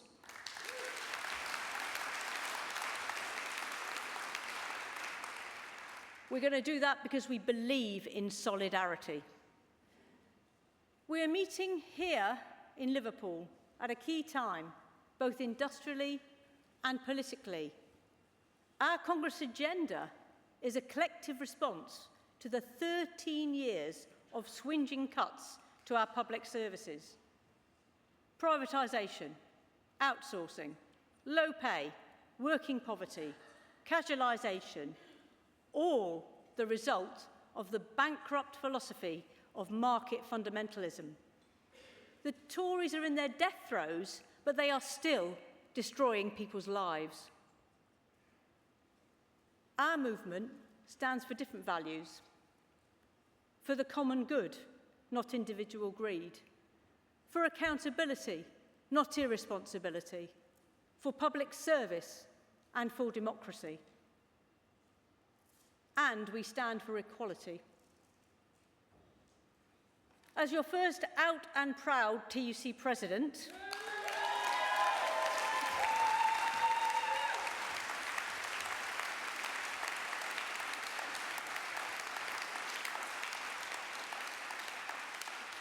thank you. I remember well the Thatcher government of the 1980s. They played the blame game to distract us from their anti-working class policies. And now, the Tories are at it again. Their favourite targets this time are migrants and trans people. They have new words and new ways of spreading hate. But it's the same old fears and prejudices they have always stoked up to keep their grip on power. Racism, homophobia, misogyny. They seek to divide and rule. We bring people together in respect and solidarity.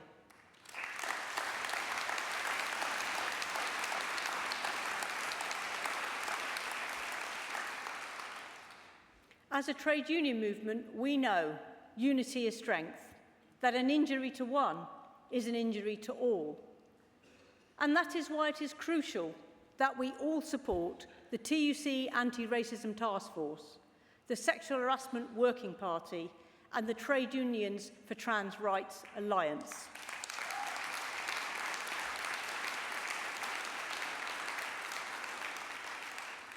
Let's be clear, Congress. Every working person is entitled to be treated with dignity. Our movement stands for equality for all. There is no place for prejudice and discrimination in our workplaces.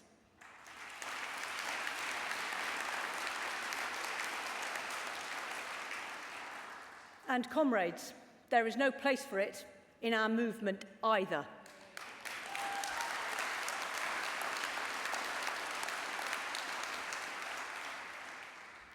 This year, I have had the privilege of representing you at international conferences and events. It's been uplifting to hear about the work of our movement across the world, but it's been sobering too. At the International TUC Congress, we heard from trade unionists whose leaders are jailed in Belarus, from trade unionists and democracy campaigners about the repression in Hong Kong. And on a joint union visit to Turkey, we protested in support of activists from the TUC Union Federation, kept in a high-security prison for months and months on trumped-up charges. I'm pleased to say we were there when Gonal Erden was finally released. It was a truly precious moment.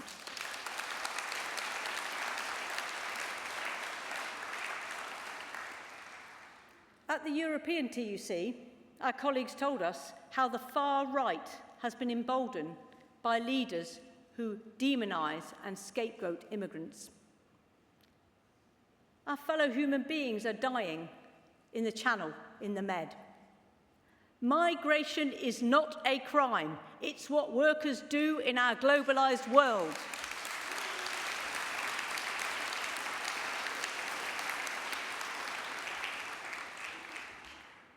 At both the ITUC and the ETUC, representatives from the Ukrainian unions spoke of the awful effects of the illegal Russian invasion.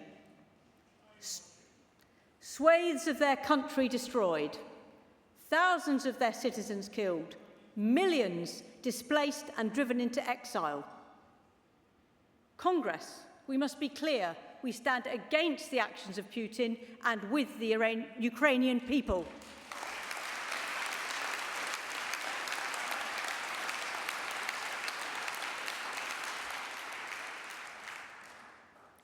National populism is on the march. Working people's democracy is under threat. From Putin, from Xi, from Modi, from Trump running for a second term, saying he will lock up his opponents. We must resist authoritarianism wherever it comes from. Congress, our movement was born from struggle. In 1890, Sarah Chapman, one of the leaders of the East London Match Girls strike, attended our Congress here in Liverpool, one of only 10 women delegates present. I'm pleased to say that Sarah's great-granddaughter, Sam, is here today with her partner, Graham. Their work with the Match Girls Memorial Trust is keeping the lessons of our history alive. I hope you will support them.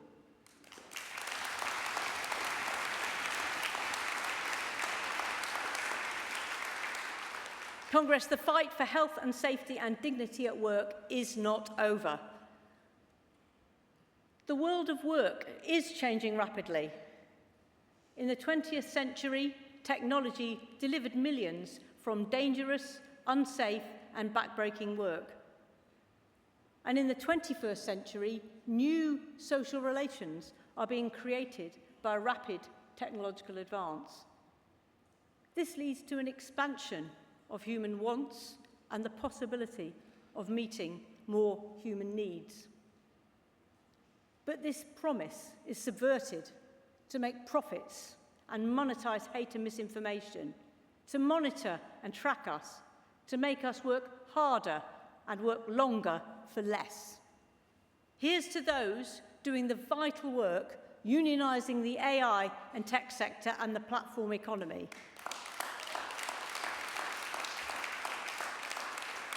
Reaching into new areas as we must, so we as a movement can grow. And here's to the Amazon workers of Rugeley and Coventry.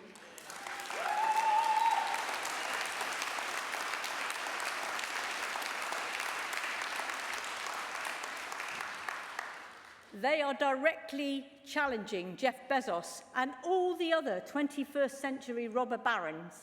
You are heroes. You are our new pioneers.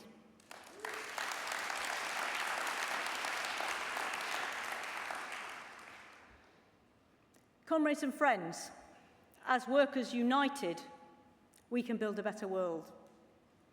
This year is the 100th anniversary of Margaret Bonfield's election as the first woman president of the TUC.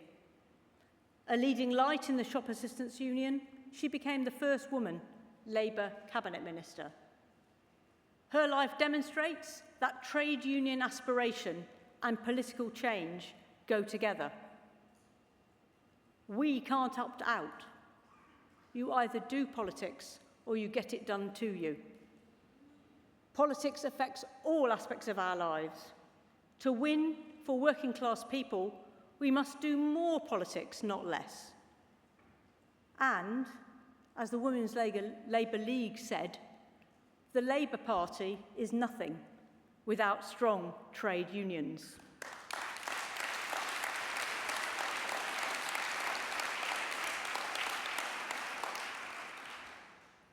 The general election will probably be in the next year, and our country will choose.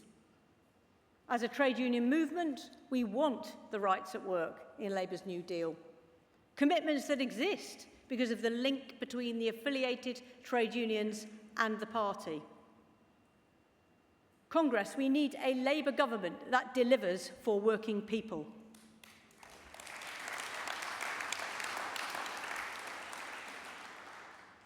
The stakes couldn't be higher. Another 5 years of Tory poverty Britain, the end of our NHS, rampant and unfettered greed destroying our planet, and even more attacks on our trade union freedom. Congress, no. Let's stand in unity, in solidarity. Let's go forward together. Victory to all working people. Victory to our class.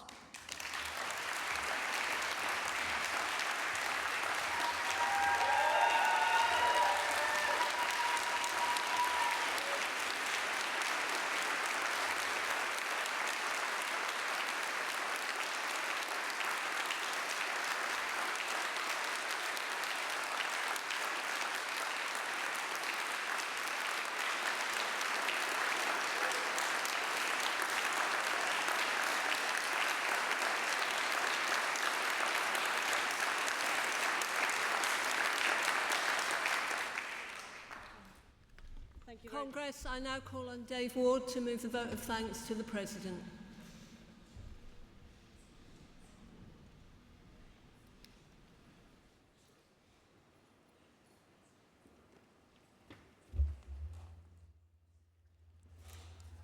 President, Congress, Dave Ward, CWU, and to say that it really is an honour for both our union and me personally to move this vote of thanks to you, Maria, as our TUC President. The vote of thanks is not just for the incredible work that you've done as President over the last year. It really is also for being one of the most committed, lifelong trade union and labour movement activists that I've ever come across in my time in our movement. And I know many of you who know Maria know that that statement is absolutely true. Maria joined BT in 1988 when she became a telecommunications engineer. She was elected to the branch committee in 1990, and Maria, you immediately set about shaking up what was then a very male-dominated role, a very male-dominated workplace, and a very male-dominated union. You didn't waste much time in setting out your values and what trade unionism meant to you. Maria became a conference delegate in 1991, and with the support of others, to her credit, she was instrumental in establishing the first CWU LGBT Members Committee and has gone on, as you all know, to be a leading voice for LGBT plus rights in the trade union and labour movement. She was elected to the CW executive in 1997, a position that she held for 14 years, during which she's also chaired for many years the CW's National Political Committee. Maria also chairs the TUC LGBT Plus Committee and has represented the interests of LGBT Plus workers on the TUC General Council, a position that she's held since 2006. And in 2015, Francis O'Grady called me and Maria to see her at the start of Congress. We both thought we'd done something wrong, but to our delight, she told us that she was recommending Maria to go on to the TUC Executive Committee, a position, again, that you've held ever since. As many of you know, and as Maria has pointed out in that speech, she is also one of the strongest advocates in our movement to maintain the trade union and labour link. And since 2015, she's also been the vice chair of TULO. And even when myself and others in our union have had a few wobbles about the Labour Party, it's listening to people like Maria and her strong, very powerful and articulate arguments that made me understand that we are always going to be better off maintaining that link and fighting for our values within the Labour Party.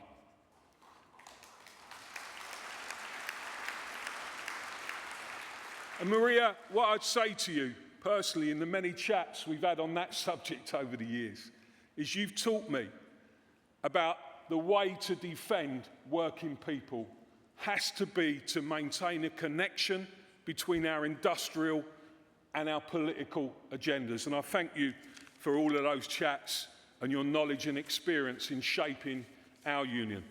Let me just pay a tribute to Maria's character. She's somebody, believe me, who will never let something go. If she puts her mind to something, then she's going to pursue it until she gets the result she needs. And that's against whatever the odds that are put in front of her.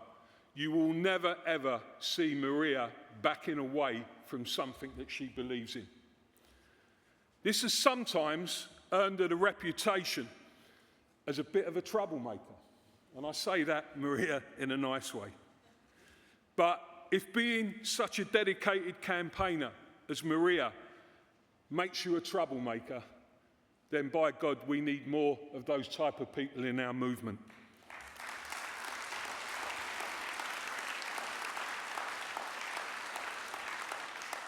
Our first meeting, we were talking a couple of days back, and we reminded each other that we first met back in 1995. And at that time, I was working as what was known as a divisional rep for the CWU in London. And Maria came to see us. The union had just merged, and she came to see us and said, "You've got to get involved in the campaign for trade union freedom."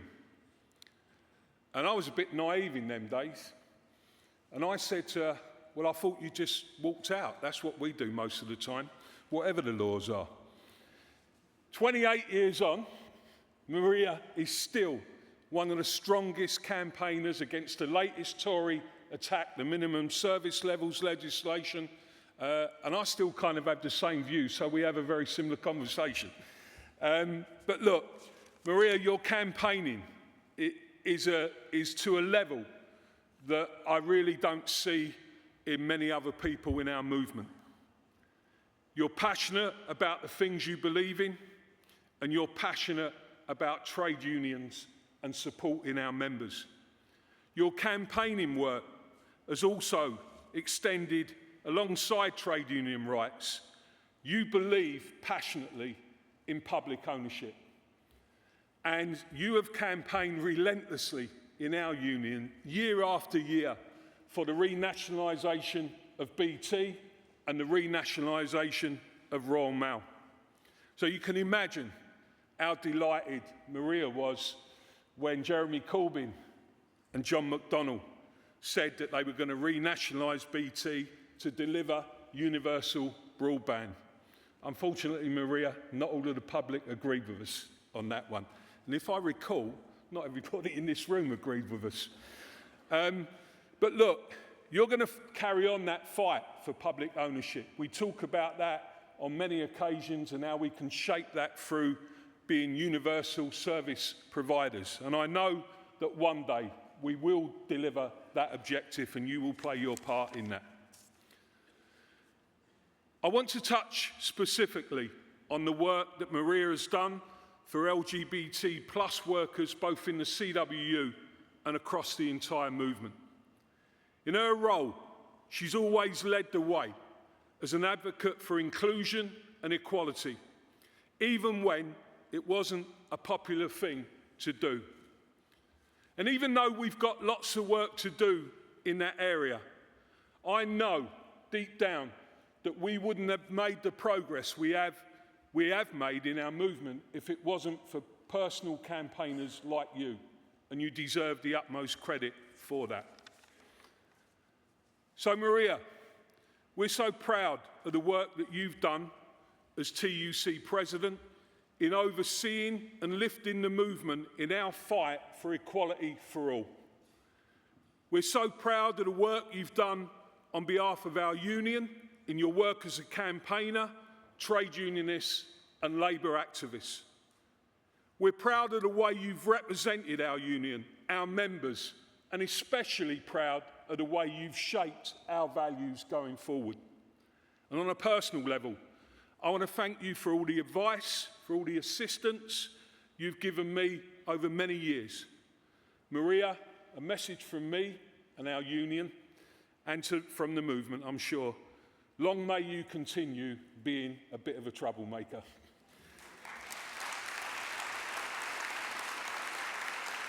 Congress,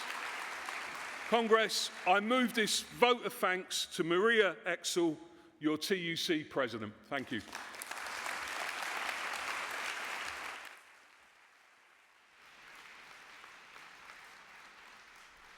Thank you, Dave. I now call on Michelle Codrington-Rogers to second the vote of thanks to the President.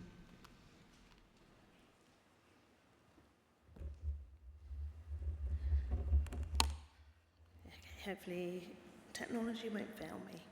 Congress President Michelle Codrington-Rogers, NASUWT and member of the General Council. When I first knew who I was, I found it impossible to be my full self. Although a member of the National Union of Students, I found it hard to exist intersectionally as a queer, loud-mouthed black woman, especially when I present as so heteronormative. I found it hard to exist in queer, gay spaces as it almost seemed impossible to be both at the same time. I felt I had to choose. So when I joined the General Council 3 years ago, I had the option of joining the different committees, and I welcomed the opportunity to join Women's, LGBT and Race Relations. I put on my big girl pants and walked into the virtual room. None of us have reached where we are alone. So before I go into more detail, I'd like to thank the LGBT+ committee and the equalities team that support the vision and mission of a diverse and inclusive trade union movement.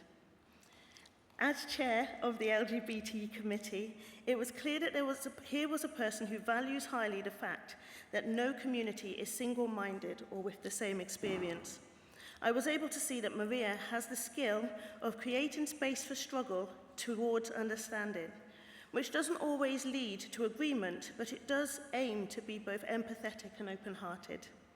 Maria's reach extends beyond the committee rooms of the TUC and CWU, as was evident in a very hot and sweaty room in the House of Commons, organised to bring together some of the key voices and activists from across the LGBTI+ community. It was at the LGBT+ Parliamentary Labour Party reception to celebrate 50 years of Pride in the UK that I realised how tangible Maria's determination is. Maria has a strong determination to create a much better world for our siblings across the community, and has a defiant commitment to fight for anyone being forced back into the closet.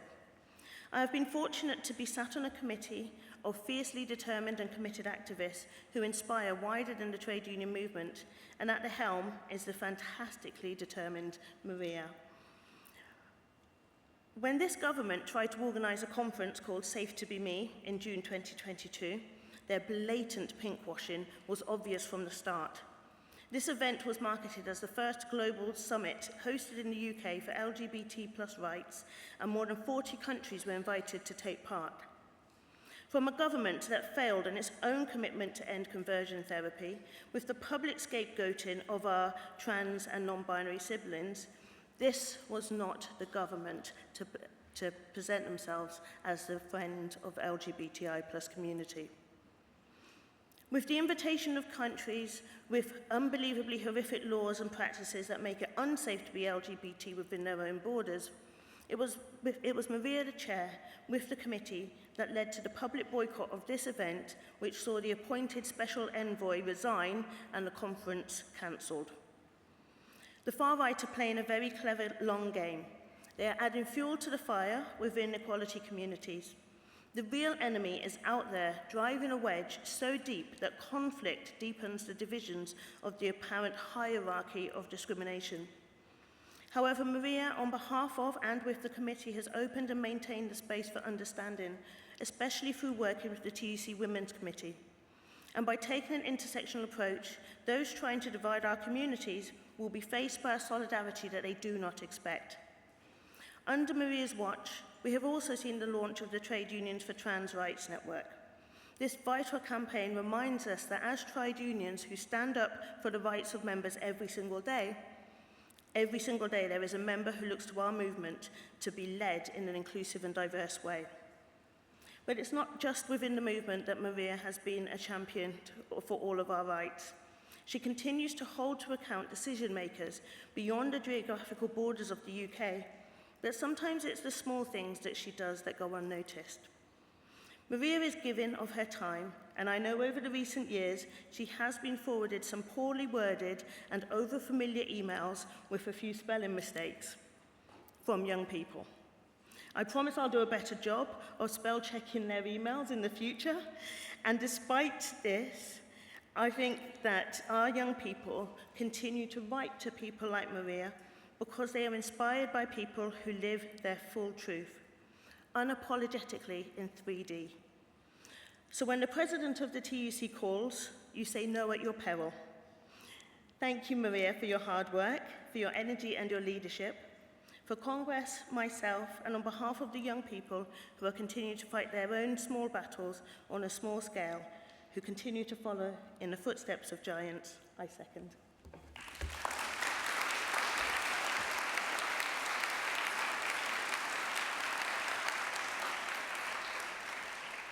Well, thank you, Dave. Thank you, Michelle.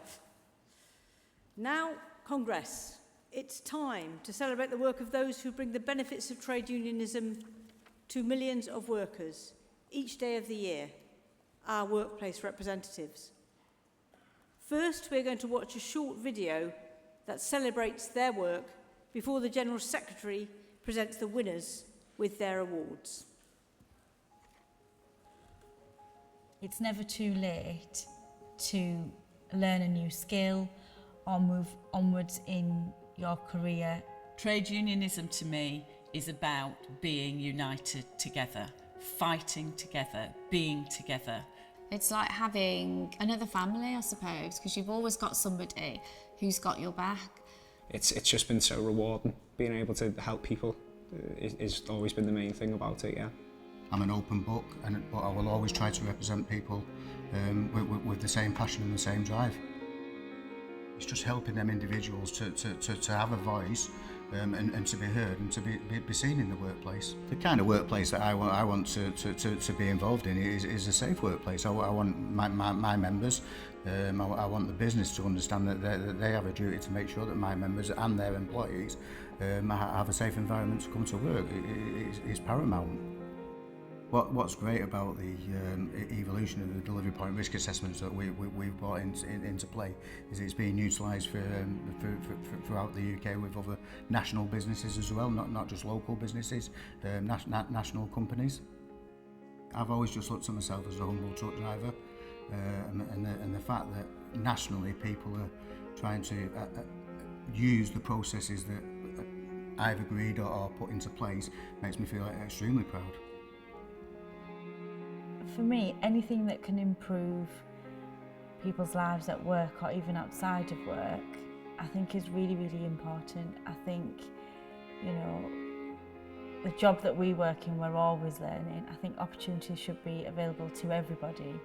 The responses of organising study days and promoting learning have been really positive, and sometimes I've been quite taken aback about the impact that I've been able to make on people by encouraging them to access a course.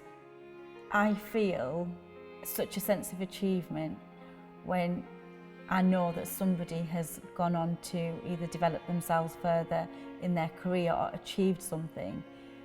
It means that the work that I'm doing is making a difference. Being present as a union rep means that management take issues seriously. For me, it's about everyone should be treated the same, everyone should be treated fairly, and I strongly believe in that, and I think that's what sort of drives me to be a rep, is to make sure people are treated the way that they should be. We had 7 days of strike action. Our members were all there, we had our banners, we were singing songs, we had music. You know, we still talk about it now, a year on, about our strike action that we did. And I think we were all bonded by that strike action because the togetherness you feel, the support you have, that you've got other comrades with you and you're all feeling the same thing, you're all fighting for the same thing. It's an amazing feeling. The main impact of the strike action was the head teacher knew that she had to listen to her staff members, and that was huge because that wasn't happening before. I'd like to say that probably my greatest success was really galvanising the youth, you know, specifically relating to my committee. I know before I got on board, I was the founder member essentially, and working alongside my area organiser especially, we were able to sort of galvanise a lot of new members, and we went from an empty, inactive committee to a completely full with a waiting list. You know, I live in an area where you can see a lot of pain and suffering, you can see a lot of people working in unsecure jobs for scraps essentially, and you see that around you and you think, what way is best for me to make a difference? And for me, trade unionism was a simple answer for it. There's a lot of young people that haven't got a clue what a trade union even is, so it's a lot easier for them when somebody of their age comes in and explains it to them at a level that they're able to understand, kind of thing. And I thought that is where I can sort of shine, kind of thing, help people relate as well as understand. It is really important that we keep trade unions vibrant and young and up to date and moving forward. It is part of everything that I do and everything that I have achieved in terms of work and working to improve rights for women has been achieved through trade unionism. The most powerful we can be when we are together in sisterhood. That's in my experience, in my life, work and play. When we're together and we're working together, that bond of understanding between us makes us really, really strong. Whatever walk of life you're in, whatever education, whatever job you're in, the bond of being a woman, especially in today's society, is the one that keeps us absolutely on the right road for social justice.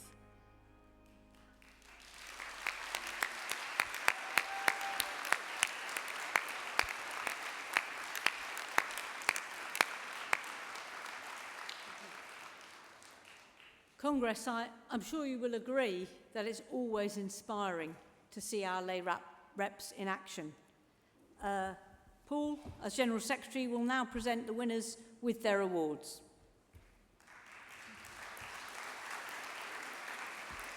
This year's organising award goes to Sarita Healy from NEU.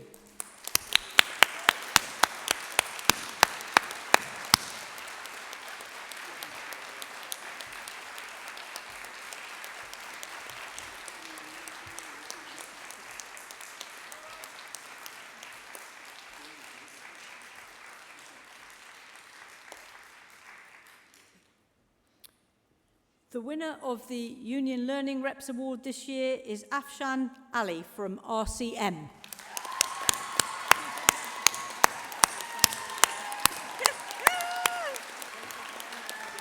You brought your fan club with you.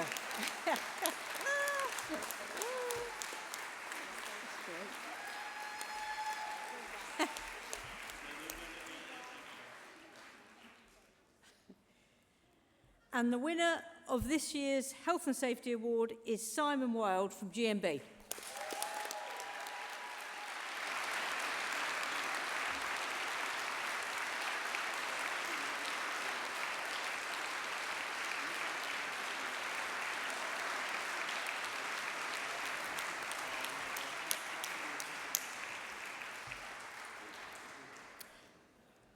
The winner of the Young Members Award is Charlie Goff of Usdaw.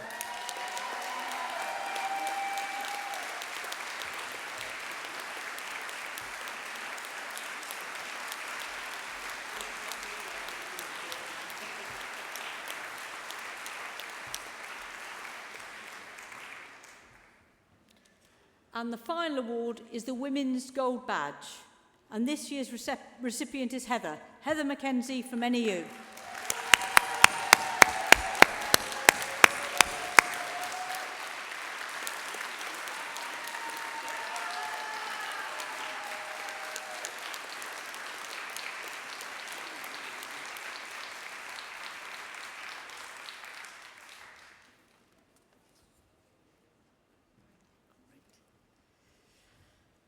Okay, Congress.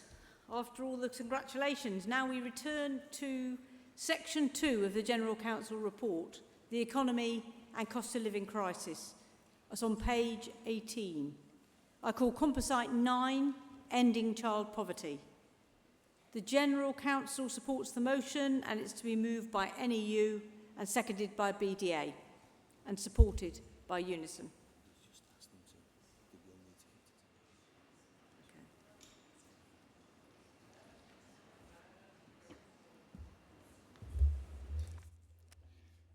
President, Congress, Daniel Kebede, General Secretary of the National Education Union.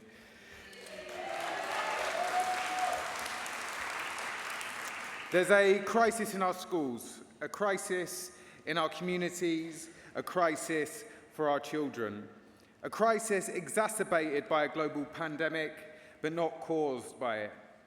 The United Kingdom, the 6th richest economy in the world, a Britain of huge wealth, a Prime Minister worth more than £500 million, a place where the wealth of the richest has grown by 20% in the last few years. It has a desperate story to tell. A story of a single mother working all hours in a job defined by low pay, struggling to keep her and her children warm in the winter. The story of working parents in jobs defined by 0 hours contracts, where work is precarious and uncertain, unable to afford the electricity meter at the end of the week. The story of the family faced with high rents, faced with eviction, where the struggle to keep the roof over the heads of their children is a daily battle, is a story all too familiar for our teachers and support staff. The lives of 4.3 million children sat in our classrooms are marked by constant stress and uncertainty, leaving little room for the pursuit of knowledge and personal growth. When children grow up in poverty, their potential is stifled, their dreams are deferred, and their hopes diminished. Teachers and support staff know the struggles of our families. Zoom took us into their homes during the pandemic. We saw the family of 4 sharing a room and a bedsit. We saw the child unable to access online learning because the internet isn't at home. We see the poverty, the hunger daily in our classrooms, but what we also see is a lack of political will from those in power to invest in our children. Child poverty is not an inevitable fate, but a deliberate political choice. It is a choice perpetuated by a heartless government who prioritise corporate greed over the most vulnerable in our society. The cost of ending the 2-child benefit cap, a policy that would lift 250 children out of deep poverty and lift 850,000 out of less deep poverty, costs £1.3 billion. It's small change in terms of government spending. The cost of ensuring that every child in this nation has a hot meal at lunchtime costs about the same. Small change.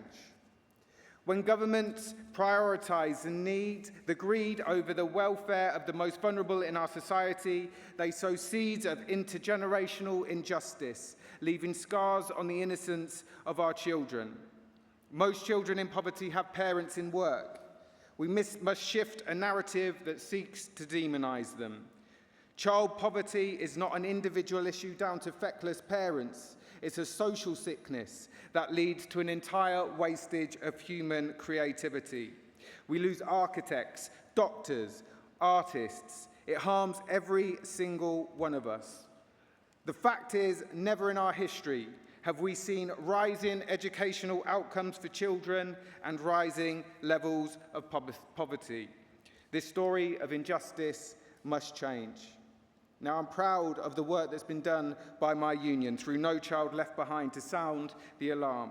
I'm proud of the work that we did during the pandemic with the Daily Mirror to ensure that children had the basics they need to learn. I'm proud of the work that we've done with the London Mayor, Sadiq Khan, and commend him for rolling out free school meals to every child in London. But the London Mayor sees what PricewaterhouseCoopers discovered in their report this year, that for £1 invested in universal free school meals, the economy sees £1.71 in return. But much more must be done. Now, the struggle against child poverty and for equal access to education is not an easy one. It will require all trade unions to rally, to organise, to stand united in the face of a government that does not value the lives of ordinary children. It's a tragedy that should ignite our collective determination to create a more just and compassionate society. But Rachel Reeves and Keir Starmer, the eyes of this movement are on you too. Fiscal rules, fiscal responsibility are the wrong words when it comes to investing in our children.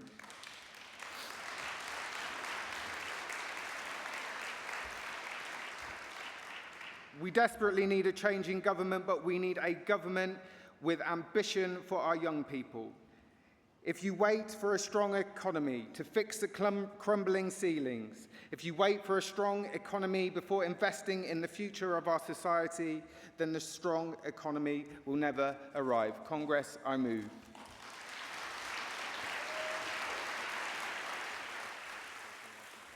PDA, second. And Unison, stand by.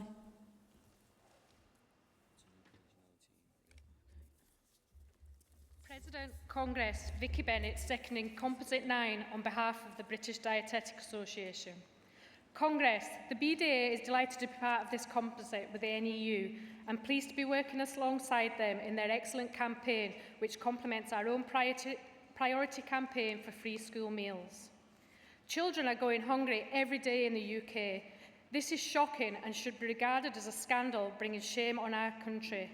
Congress, no government should knowingly allow children of any age to go hungry when we have the ability to provide support. No parent should be in the position of making spending choices that include whether or not they can afford to feed their child. No parent should have to go without food in order to provide a meal for a child. Around the UK, progress has been made. In Scotland, local authority schools provide free lunches during term time for primaries 1 to 5, and there's a commitment to expand universal free school meals to all children in primary schools. Wales have made a commitment that all primary schools pupils would get free school meals by 2024. The 2017 Labour manifesto included a commitment to introduce free school meals for all primary school children, paid for by removing the VAT exemption on private school fees. It's hard to argue against that. But in England, only the Lord Mayor of London has made progress, with the current government refusing to provide anything to help hungry children. The BDA understands the wider benefits of free school meals, including promoting healthy eating, increasing the variety of food that learners can eat, improving social skills, as well as improving behaviour and attainment whilst at school. Universal free school meals would go a long way to reducing inequalities, as those from poorer households would not be stigmatised. Good nutrition in childhood is essential for this critical period of growth. Without it, health outcomes worsen, as do children's life chances. Good nutrition in childhood will eventually reduce the pressures on the NHS. In the report of his work on the food strategy, Henry Dimbleby stated that children living in the poorest areas are 4 times more likely than children in the wealthiest areas to be severely obese when they arrive at primary school, and they are 5 times more likely to be severely obese when they leave. It can only be assumed that there is some kind of ideological objection amongst the current cabinet to preventing childhood hunger, because I can see no moral or financial argument. Our government should be ashamed. Congress, please support our campaigns and support the composite.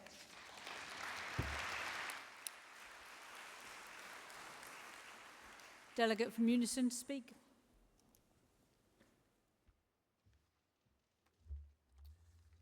Congress President Robert Parkinson from Unison, speaking in support of Composite 9. Free school meals are an issue that's close to our heart in Unison. That's because our members are working in schools and are on the front line. That's in cooking and serving meals, supervising lunch times, supporting students falling behind, and offering that pastoral support to families that are struggling. So they know the difference that a decent meal makes. Children cannot learn whilst they're hungry. Food isn't nice to have. Enjoying 3 meals a day isn't what we would call a luxury. It's an absolute right. And in one of the richest countries in the world, it's absurd that we're even having this conversation. No child should be hungry. But Congress, we are having this conversation because we have to. We must not stop having this conversation until all children have enough to eat. And that's until no child lives in poverty. And let's be clear, Congress, while we are having this conversation, as a previous speaker mentioned, 4 million children are in food poverty because of political choices. And those are political choices to cut school funding, to cut the pay of ordinary frontline working people, to weaken our rights in the workplace, and to stop us asking for more. Political choices to prioritise tax cuts for the wealthiest, or to look the other way whilst oil and gas giants make record profits at our expense. This is not a cost of living crisis, it's a cost of living scandal. And just as the problem is political choices, the answer also is political choices. Our leaders can choose to do better. In London, we saw the Labour London Mayor commit to universal free school meals for every primary school pupil. That's 270,000 children benefiting, Congress, from a decent meal every day. 270,000 children able to concentrate on learning in the afternoon. And this won't be easy. School catering staff are amongst the lowest paid roles in our schools. Many work insecure jobs in outsourced contracts, struggling on term time only contracts and low wages without proper sick pay. We cannot roll out universal school meals without the workforce behind that to deliver cooking, cleaning and catering. And that workforce deserves better. In London alone, the rollout of universal school meals will mean hiring somewhere between 15 to 20% more staff.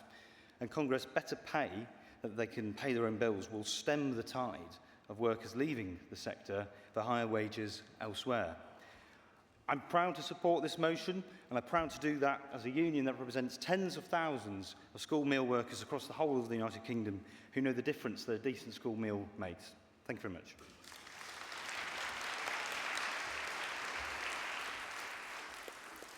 Other speakers in this debate are BFAWU, NASUWT, RMT, FBU and EIS.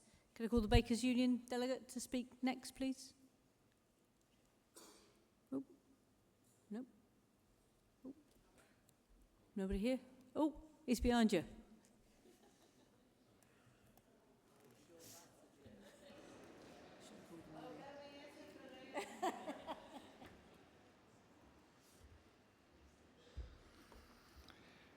President, Chair, Delegates, Nick Mead speaking on behalf of the Bakers, Food and Allied Workers Union, here to support this motion. In a survey carried out of our members in 2023, the response saw 373 members take part, including people from all 4 nations of the United Kingdom. The workers who responded to the research were made up of food production workers, food retail workers, food distribution, and other roles. Over 60% of respondents, 234, said that their wages were not currently high enough to meet their basic needs. When asked about access to enough food to feed themselves and their families, less than half of the respondents said they always have enough to feed everyone. Given the level of responses to the previous question, it is sadly unsurprising that over 60% of respondents have already reduced the amount of food they eat. Not only have people reduced the amount of food they eat, but respondents have overwhelmingly changed their purchasing habits, with 80% of people now buying cheaper food. As well as reducing the amount of food they eat and purchasing cheaper alternatives, the majority of people believed they had eaten less than they thought they should have due to lack of money.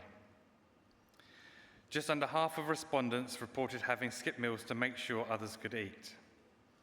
A third of respondents have had to depend on family or friends to help feed them or other family members.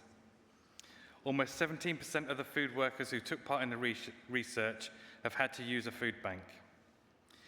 BFAWU members who responded to the survey overwhelmingly believed that their wages were not enough for them and their families to access good food. It is concerning but not surprising, given other responses, that more than half of the respondents have been worried about running out of food because of lack of money. We're the industry that produces the food. And if this is what our industry is saying, what are your industries all saying? Please support this motion and let's get the children fed.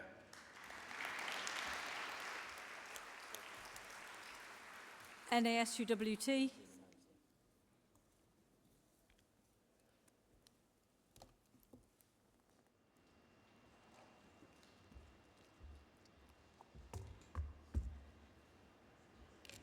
Llywydd Cynadledd, Angela Butler, NASUWT, the Teachers' Union, speaking in favour of Composite 9. Congress, when I was doing the research for this speech, I was struck by the large number of research papers that popped up from all over the world with the same title, The Impact of Poverty on Education. So this is clearly a global problem. But many of these papers came from wealthy nations, including our own. How can this be a first world problem? How can a child live in poverty in a wealthy nation? A child has no power, no control over their life. How can any nation that considers itself civilized allow a child to live in poverty? But they do allow it. To allow a child to reap the consequences of poverty is a political choice. The UK is the 6th wealthiest country in the world.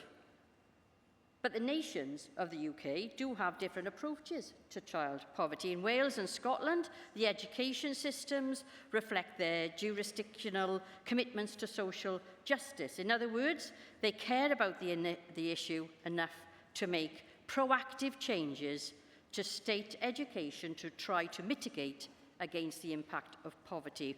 But in England, it is quite simply a political choice. This Tory government does not care. But the research from first world countries revealed what seems to be a strange anomaly. Child poverty can lead to obesity. Dickens would be amazed by this. When he was campaigning through his writings about child poverty, he would never have imagined a poor child being fat. But Dickens lived in an age before fast and processed cheap foods. In England, almost 1 in 4 children are living with obesity. And obesity costs the NHS £6.5 billion a year, and obesity is the 2nd biggest cause of cancer. So, how much would it cost to feed all primary children in England a healthy meal? Yes, free meals for all primary children, a universal approach. All our children deserve the same start in life. And that will also remove the stigma of having free meals just because you're poor. With a crude calculation based on the number of children and the cost of a healthy school meal, it comes to just over 100 million a year. So there can be no argument about affordability. If we start to tackle child obesity, we get paid dividends in savings long-term in the NHS. Access to high-quality nourishment is an essential for good learning. Children in poverty are thus denied an equality of opportunity that a good state education can offer. We know that educational attainment can lift a child out of poverty, and yet we do nothing about this major impediment. Time, delegate, please. One last thing from me. Congress, the first step is to elect a government that does care and will act. Please support this composite.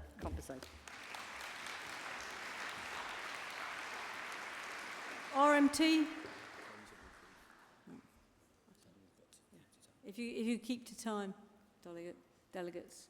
I know it's an important debate. But, Jasmine Braille, representing RMT. First time speaker at this conference. Thank you. Porsche sales are at a record high. Bankers' bonuses are at an eye-watering high levels, and CEO pay is surging. And in our world, experts have warned of our long-term damage inflicted on our children, the most vulnerable.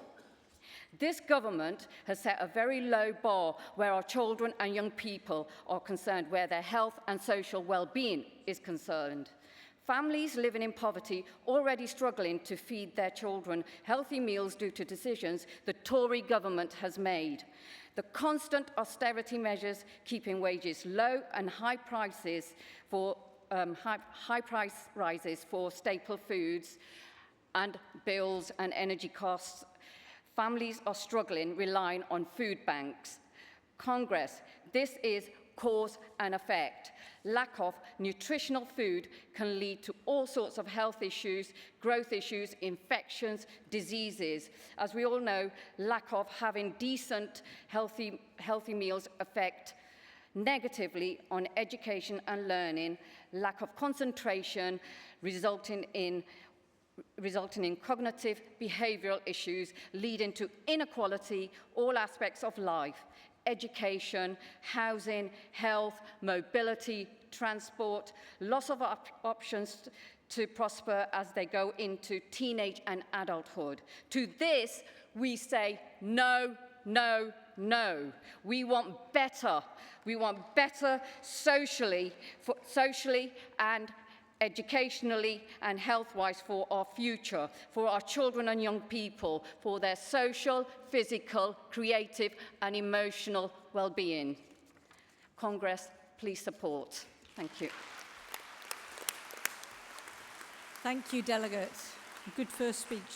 FBU and then IES after that.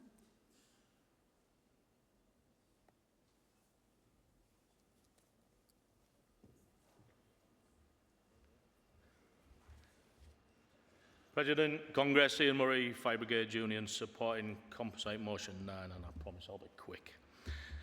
Congress, perhaps there's no clearer sign of injustice and inequality than having 4 million children living in food poverty in one of the richest countries in the world. Kids are going to bed hungry and are forced to learn on an empty stomach when they're sat in the classrooms. We've heard it all before. There's more food banks than there are branches of McDonald's, all of which are an absolute disgrace, a national disgrace. The UK has now got a record number of billionaires who've added an extra £55 billion to their fortunes, so there is the wealth to pay for free school meals. It's just a matter of priorities, political choices, political will for a redistribution of just a tiny bit of that wealth. And for us, it's a choice. Do we allow the super rich to get even more super rich, to buy more super yachts that only the super rich can afford? Or do we feed hungry children? Congress, the choice is easy. Free school meals for all. It's achievable, it's affordable, and the benefits of it are undeniable. The only thing missing is the political will, and that's what we need to change, and we don't have any time to waste.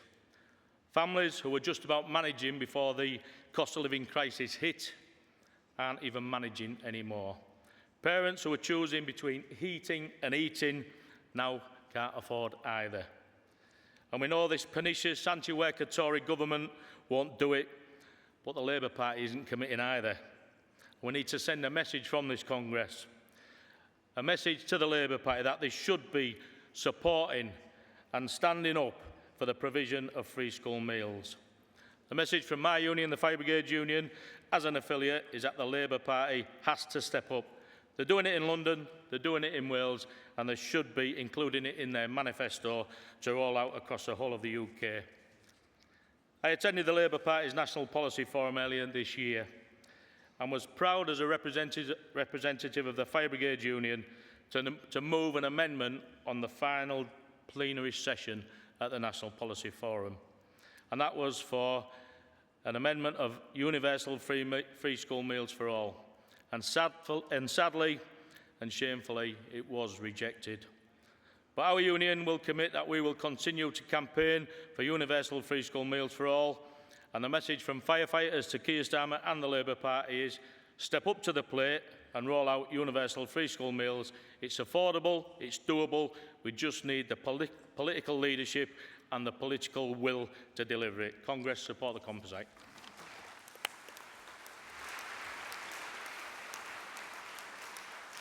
IES to speak next, and then I have CWU and NAHT. That's going to be it. Thank you, President. Congress. Nicola Fisher from the Educational Institute of Scotland. A number of years ago now, I made more or less the same speech at Brighton Congress, so it is more than a little depressing to be having to still make it today. And in the interim, my eyesight has deteriorated, so I'd better put my glasses on so I can see what I've written. Staying over at the Albert Docks is very resonant for me. As a child growing up in poverty in Glasgow in the 80s, I first clapped eyes on the Albert Docks when watching Boys in the Black Stuff on television, and that was a programme which left me stunned as I watched and saw my family's life on the television. Saw the families unable to feed their children just like us. Saw the families unable to heat their homes just like us. Saw the families unable to open their doors in case it was the TV licence man or someone who'd come to cut off your electricity or the DHSS just like us. And it's a matter of terrible rage to me that all these years later, there are still children in this country living in those circumstances.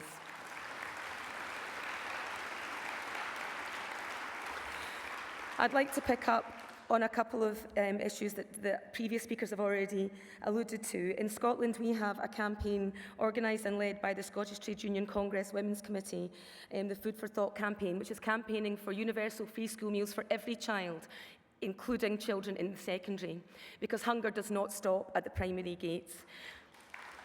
And I welcome the call in this motion to feed all primary children, but we must feed every child in our school system. I'd like to pay tribute to City Can for bringing it in London and for Inverclyde Council. That's our president clapping because it's the council in which she works.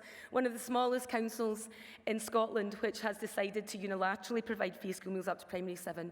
Because while we welcome what the Scottish Government is doing, it is not enough because they are not feeding those in primary 6 and 7. That is already years late and now we're being told it won't be happening until 2026. I'd also like to pick up on the issue of the two-child policy, which is utterly despicable, one of the most despicable policies ever implemented in this country, and the competition is high. The Institute for Fiscal Studies estimates that it only saves 1/1000th of the benefit bill, so I would appeal to Keir Starmer to consider that when he's talking about failing to lift that cap. What are we saying to the 3rd, 4th and 5th children in families? We're saying to them, you don't deserve food the way your elder siblings do. You don't deserve shoes. You don't deserve clothes. You don't deserve a warm house. What are we telling them? That they are not valued? That they are not loved? If I think of my family, we would have had 3 siblings in that position. What kind of society chooses to do this to children? The insidious attrition of poverty on children must stop, and we must stop punishing children for being poor. Thank you.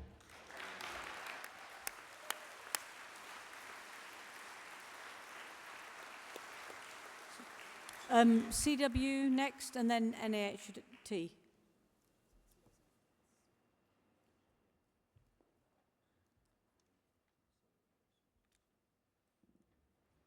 Adam Alarakia, first-time delegate.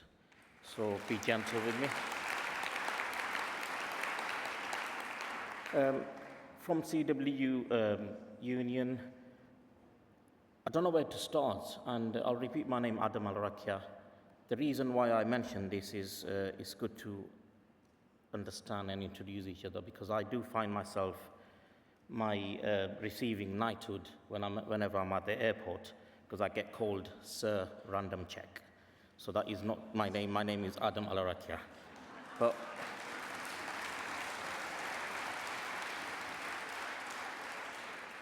a lot of my brothers and sisters have mentioned about this topic, and honestly, it's very concerning. One of the sisters mentioned that we are one of the richest country. I think she mentioned 6th richest country in this world. But unfortunately, we have our children, our daughters, our sons, who are in a situation where they do not have meals, or they don't eat sometimes for days. Figures, we've actually gone through 4.2 million children living in poverty in the UK, and these are just reported figures. How concerning is it? If I can politely request everyone, just for literally just 5 seconds, close your eyes and ponder over this. Just think about it, that if this was mine and your child, the reason why, although all the emotions, all the components are very, very important, but our heart cries on this. The reason being is we always regard something as, someone else is going through that situation. Another community, another family, another child is going through that situation. But if I was to close my eyes and just think about it, that this is my child who is not eating today because of this situation of child poverty. So imagine how sad that will be, that I'm sending my child to school who is going through a lot of anxiety, mental health issues and all that because they've not eaten. That is not fair, that is not right at all. So let us support this motion. There's a lot to speak on, but time is very limited. So let us support this motion, let us push this forward so no child in UK or anywhere in the world will ever face this kind of poverty. Thank you.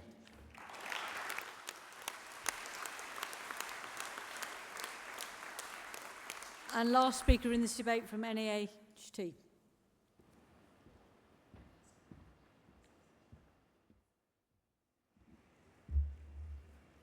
President, Congress, my name is Simon Kidwell and I'm the NHT President. Thank you to my colleagues from our sister union, the NEU, for proposing this motion. I've worked in primary schools for 30 years and served as a head teacher for 18 of those years. And 2 things I absolutely know is that increasing levels of child poverty has an adverse impact on the outcomes for our children. And secondly, when a child is hungry, it impacts negatively on their learning. The quality of a pupil's diet can also have a detrimental effect. Research from the Food Foundation found that only 2% of packed lunches meets the school's nutritional standards. The introduction of universal free school meals for children aged 4 to 7 increased the uptake of school meals from 38% in 2013-14 to 80% in 2015-16. Research from the Educational Policy Institute in 2018 found that universal free school meals led to a fiscal saving of £10 a week per child and 50 minutes additional family time. Furthermore, the British Medical Council cites the public health benefits of the policy alongside emerging evidence of links to higher pupil attainment. With the success of the policy, supporting extension for children aged 7 to 11 seems to be a classic no-brainer. However, the original policy led to significant cost pressures for caterers and for schools. Capital costs to expand the capacity of kitchens and pay local living wages weren't fully funded. Currently, the money given to schools increasingly doesn't cover the costs charged by caterers. For example, the £2.53 we receive in our school from the Department of Education doesn't cover either the costs charged by the catering company of £2.68 per meal. Moreover, schools are expected to cover the energy costs, and to cook the meals and the costs of maintaining outdated kitchen equipment. By supporting the motion, the NHT would like to make the case for any expansion of universal free school meals to be fully costed and fully funded, with no negative impacts on the outstretched and woefully inadequate core funding for educational settings. Congress, please support this motion.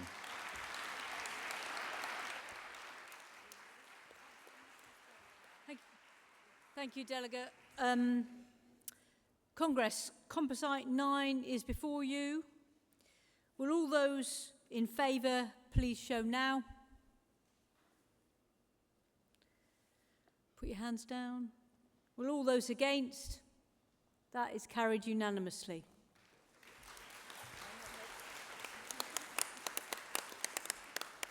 Congress, we've had many additional speakers today, not least in that last very important debate on child poverty. As a result, we're not going to conclude the published business. We're going to have to take motion 28 and Composite 10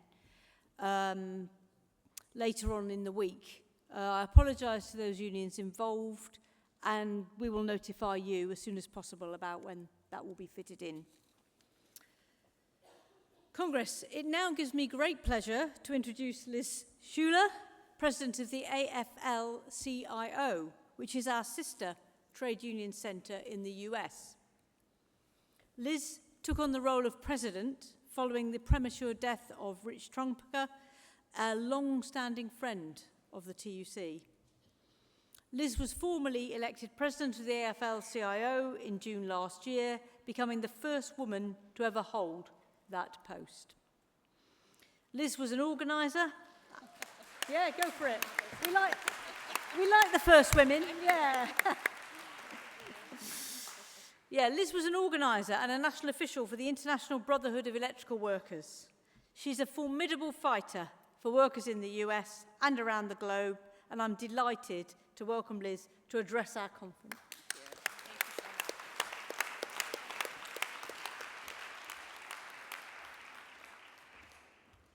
Hello, hello. Good afternoon, TUC unions. It's so good to see you. Great to be here in Liverpool, Paul's hometown. And really want to thank Maria for that amazing speech and for your leadership. I was listening and saying, yes, yes, yes, so much in common and so many of the same struggles. So thank you to the TUC team for your hard work in organizing this Congress, because I know how much work it takes. And for your fight, your leaders, activists, organizers, the fight that you bring to the work in representing the working people and the families of the UK. You have a brilliant leadership team. I just want to say Paul Novak, who is someone I admire. He's a fierce organizer. You are so lucky to have him leading here in your country, but he is a leader globally. And I just want to acknowledge the respect and admiration that Paul has in our global labor movement. So thank you, Paul. Appreciate that. And with Kate, you make an awesome team. So I just want to say I am honored to be here to stand with you on behalf of the 12.5 million working people in the United States, 60 unions. And we have, a lot in common, I would say, with all of you in this room. We are representing a lot of the same types of workers, whether it's engineers, construction workers, nurses, educators, bus drivers, footballers, even though we don't call them footballers, do we? Depends on your definition. And I just can't think of a better moment for us to be coming together to learn from each other and to grow our movements. We have such a symbiotic relationship between us. We learn from you. We are inspired by you, whether it's music, the British, pop, rock, R&B, the Beatles, the Stones, Bowie, or the economic and trading partnership that we have, And now we're taking your lead on technology and artificial intelligence guardrails. You are on the cutting edge, and you are the closest of allies to us in the United States. So that is why I wanted to be here, because this is a pivotal moment for working people. No matter where you work, no matter where you live. And I travel a lot. I talk to workers in our unions. I also talk to a lot of workers that are not yet in unions. And here is what I hear, especially from those not yet in a union. The same things over and over. I need to make more money because of rising costs. I need a stable job. I don't feel good about my future. I wish I had some power over my work and my life right now. That same story is being told in both our countries. From Los Angeles to Liverpool, from Cleveland to Cardiff. For a long time, workers have felt powerless. Workers have been powerless. And all over the world, we've been up against the exact same forces. The same inequality, the same existential threats. We have CEOs handing themselves money at levels we have never seen before. Paul, what was your CEO to worker pay ratio again? What was it? 118 to 1. Guess what it is in the United States? 272 to 1. It's mind-boggling. People like Jeff Bezos, you heard that name? He makes in 7 seconds what the average Amazon warehouse worker makes in a year. We have corporations who operate with a double standard. They behave one way in countries with strong labor protections, and then they go to other countries and exploit workers. We have the rise of tech and AI in the hands of companies who would rather squeeze every last dollar out of us, de-skill us, replace us, rather than treat workers with basic respect. And it is astounding, in the year 2023, there are places in the world, including in the United States and here in the UK, where our basic right to organize and join a union and strike are under attack. And we see some of the highest strike level activity going on in our history, especially here in the US, but I know here as well. And we stand in solidarity with UK workers and the TUC on this fundamental right to strike. We stand with you.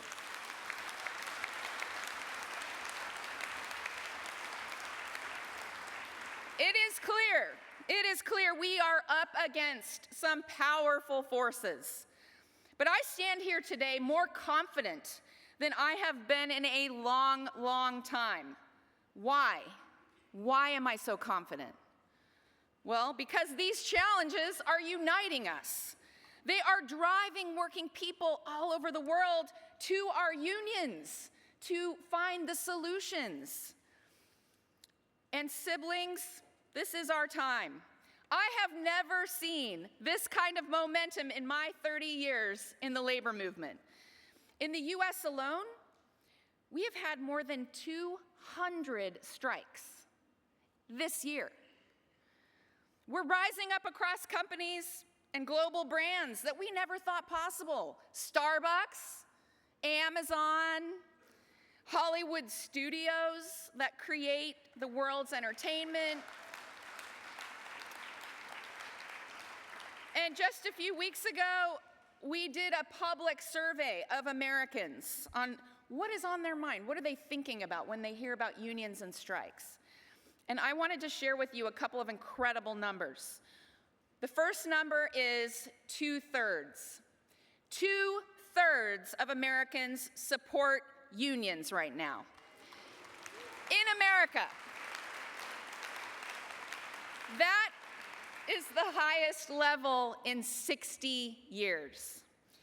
And so I will ask you, as observers from the other side of the pond, do you know how hard it is to get Americans to agree to anything by a 2/3 number? It's so rare. That's where we are. Another number, get ready for this one, a staggering number. 88% of young Americans support unions. That's almost 90%. I just have to say it one more time because it sounds so good. 9 out of 10 young people under 30 support unions in the United States. That's right. And if we're not waking up every morning in the trade union movement thinking through the lens of young people, then what are we doing? Because that is our future. And we need to do it now.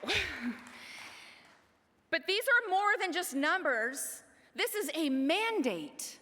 This is a mandate because young workers are hungry for a way forward. They are hungry for something better. And it's up to us, the union movement, to deliver it, to create a modern, inclusive, powerful movement that will make their lives and our countries better. Can we do this? Can we do this? Yes, we can. Yes, we can. But it's going to come down to 3 questions. The first question I have, can we organize like we never have before? Yes, yes, we can. Can we get back to the heart of what we are as a labor movement and grow from the ground up? Because we cannot grow and organize in the same ways that we have in the past. We need to keep taking on the giant companies that are continuing to consolidate and dominate economies across the world. I mentioned Starbucks, I mentioned Amazon, Apple. We need to organize emerging sectors, too. Some of the jobs that we don't even know what they're going to be in the future of work, right? Certainly technology, but clean energy. In the US, we have a moment. Yes, we have a bunch of new investments coming down the pike from our federal government. We've been waiting for this investment for a very long time in the Inflation Reduction Act. But it's up to us to organize those jobs and make them good union jobs. Because the clean energy industry, the renewable industry in the US, is non-union and low road. So that is our worry. These jobs need to be good union jobs, and we have a chance to get on the ground floor.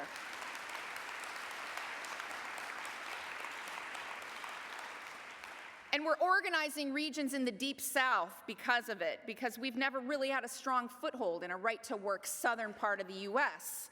And we see a lot of new electric vehicle companies coming on. They're setting up shop in the South. And we are saying these are not going to be jobs with poverty wages. They have to be good union jobs. So the emerging sectors, clean energy, tech, childcare, even our NGOs are organizing unions. And we need to show young people that it's better in a union, no matter what type of job you have. That's right. The second question, can we make sure that every worker has a say in the way that tech and AI shape our work? Can we make sure? Yes, we can. You've seen Hollywood on strike, SAG-AFTRA, WGA. When I walk the picket line with those workers, actors and writers, because they're workers, their signs aren't just about greed. They're about greed, but they're not just about greed. They're overwhelmingly about the sinister use of technology and AI by these studios. The idea that these writing jobs will soon be done by an algorithm, or that performers' likenesses can be done and monetized in perpetuity without compensating the actors for it, it's just an outrage. It is an outrage. And if they're coming for the most creative professions that we have, what does this mean for the rest of us? We need to take a stand. We need to define the future of work on our terms. We need to set the guardrails. And we're going to do it. We're going to do it on both sides of the Atlantic. The TUC's new AI task force is exactly what we need, bringing together leaders from across different industries and workers' voices and experts to make technology work for working people and make sure that our jobs are better and safer, not dehumanizing us or exploiting us. So we created the AFL-CIO Technology Institute last year to do the same, and I have a feeling that we are going to be working very closely with each other to make sure that workers are involved in every aspect, from the R&D to the policy to the implementation, because technology is going to affect every type of work. All right, so here's the third and final question. Can we mobilize our movement to defend democracy and rewrite the rules of this broken global economy? Can we do it? Yes, we can. I sound like Barack Obama. Yes, we can. And at the heart of this is, of course, a new trade model that puts workers at the center. One that supports good jobs at home and our countries and sustainable development abroad, because we can do both. One that is negotiated in the sunlight, not in dark rooms by corporations. And one where unions have a seat at the table. And of course, the right to strike is right at the heart of preserving our democracy. It is fundamental.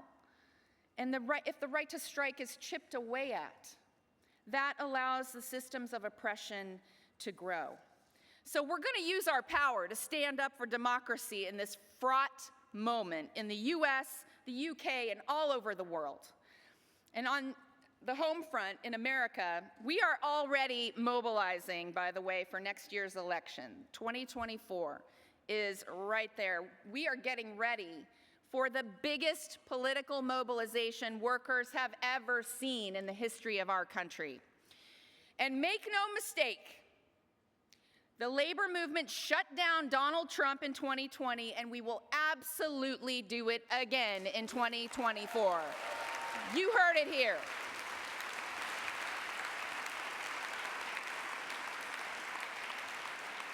I feel your support. I feel your support. We have to go deep, though, because Donald Trump appealed to a lot of working people. Why? Because he tapped into the pain that working people felt and continue to feel. And that's how authoritarian figures rise.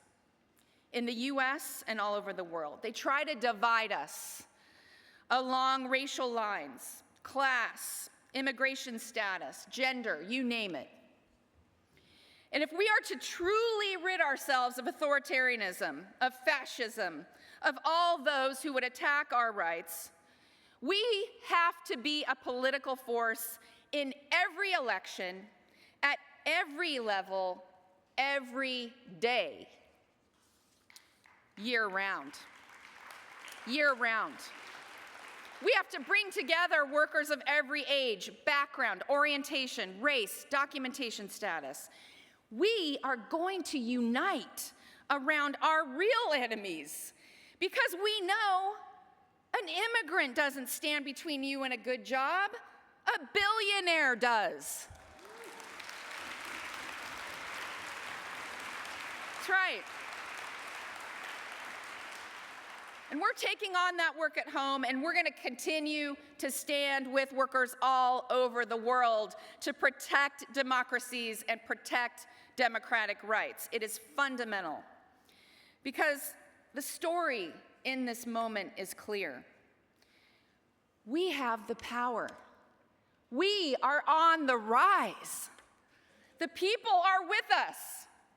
We can seize this momentum, and we can win together. So thank you, TUC, for bringing us together in solidarity. Thank you to every worker in this fight. Let's keep fighting forward together. Thank you.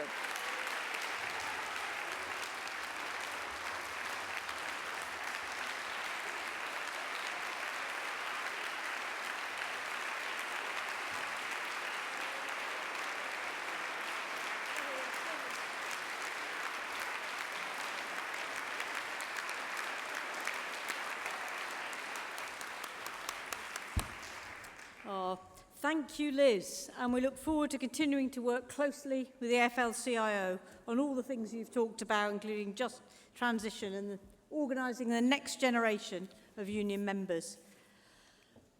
Congress, apologies for running slightly late.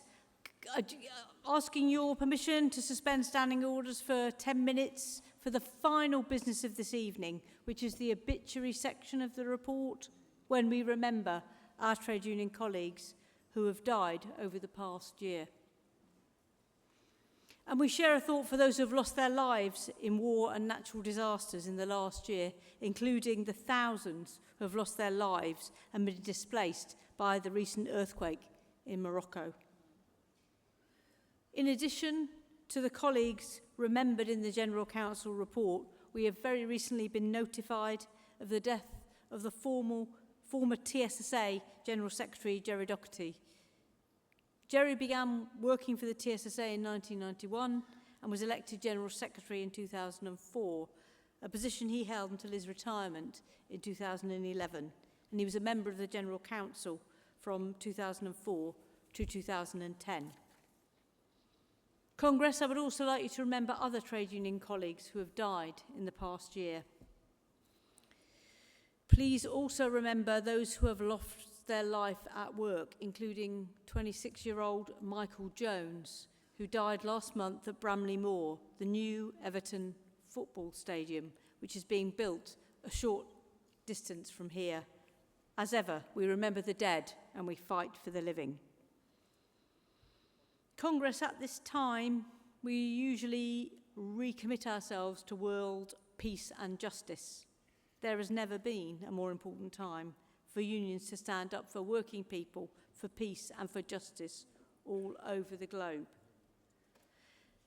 This year, the obituary videos will be accompanied by Ian Prowse and Nico. Thank you for joining us, Ian.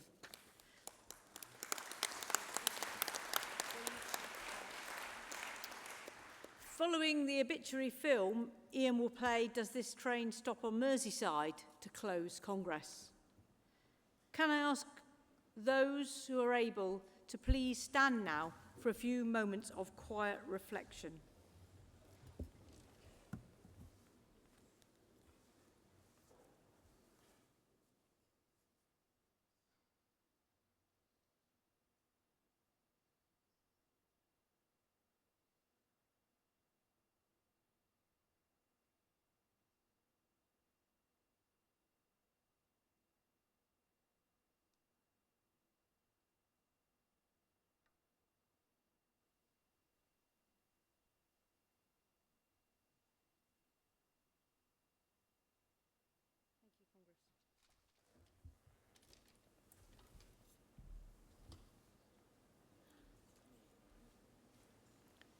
Do sit down.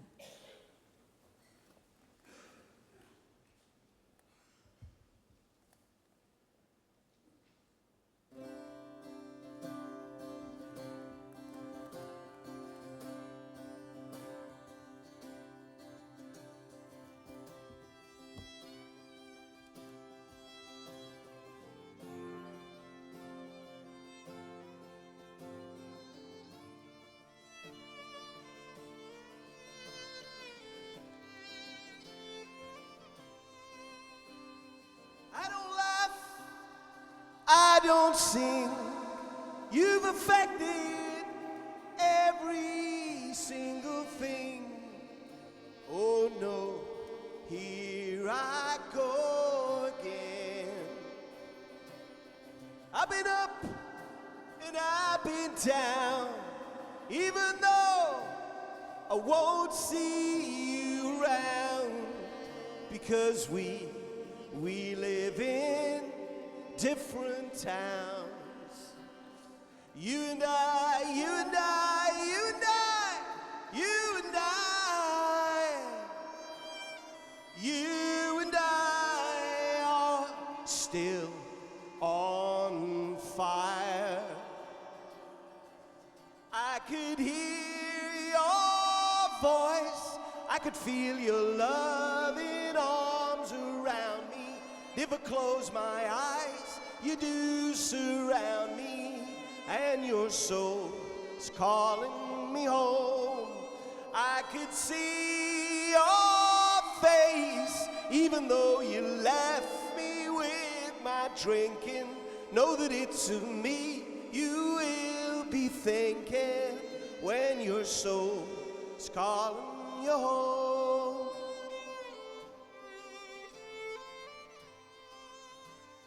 Now I know my phone won't ring. You deleted every single thing that leads me to you again. Come on now, hold my hand, dry those tears that follow you around. Yeah, yeah, I give you all that I have.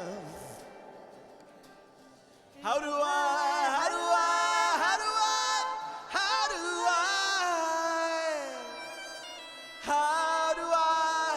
get through the night? I could hear your voice, I could feel your loving arms around me. If I close my eyes, you do surround me, and your soul is calling you home. I could see your face, even though you left me with my drinking. Know that it's of me you will be thinking when your soul is calling you home.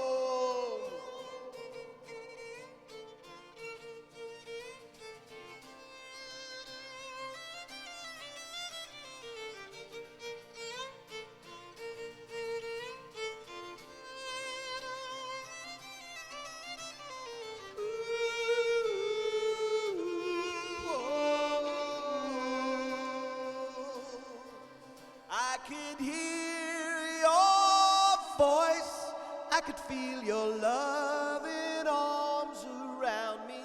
If I close my eyes, you do surround me, and your soul is calling you home. I could see your face, even though you left me with my drinking. Know that it's of me you will be thinking when your soul is calling you home. Yeah, your soul is calling you home. When your soul is calling you home. Yeah, your soul is calling me home.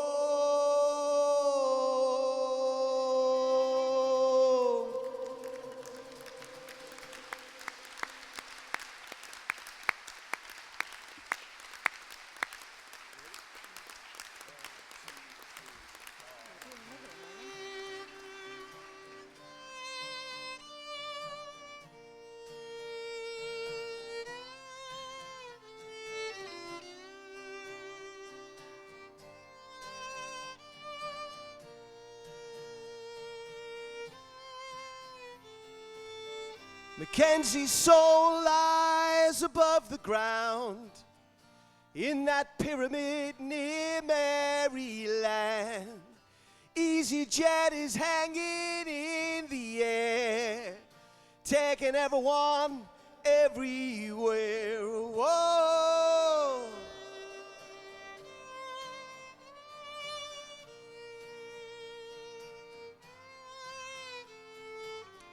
See the slave ships sailing into port. The blood of Africa's on every wall. Now there's a ley line runs down Matthew Street. It's giving energy to all it meets. Whoa, hey, does this train stop? Does this train stop on Merseyside? Whoa, hey, does this train stop? Does this train stop on Merseyside? Whoa.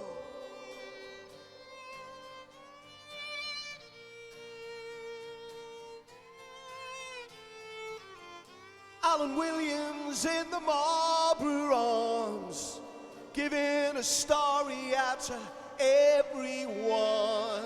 Famine boats are anchored in the bay, bringing in the poor and desperate. Oh, hey, does this train stop?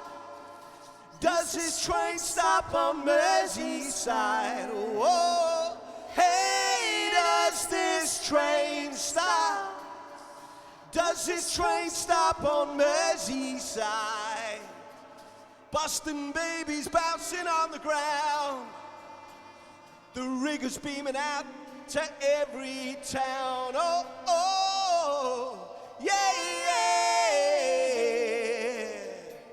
Why don't you remember? Oh, oh, oh, yeah, yeah. Why don't you remember? I can't conceive what those children done.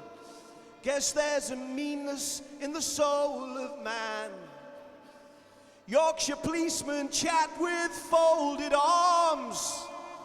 People try and save their fellow fans. Hey, does this train stop? Does this train stop on Merseyside? Oh, hey, does this train stop? Does this train stop on Merseyside? Oh, hey, does this train stop? Does this train stop on Merseyside? Oh, hey, does this train stop? Does this train stop on Merseyside? Whoa.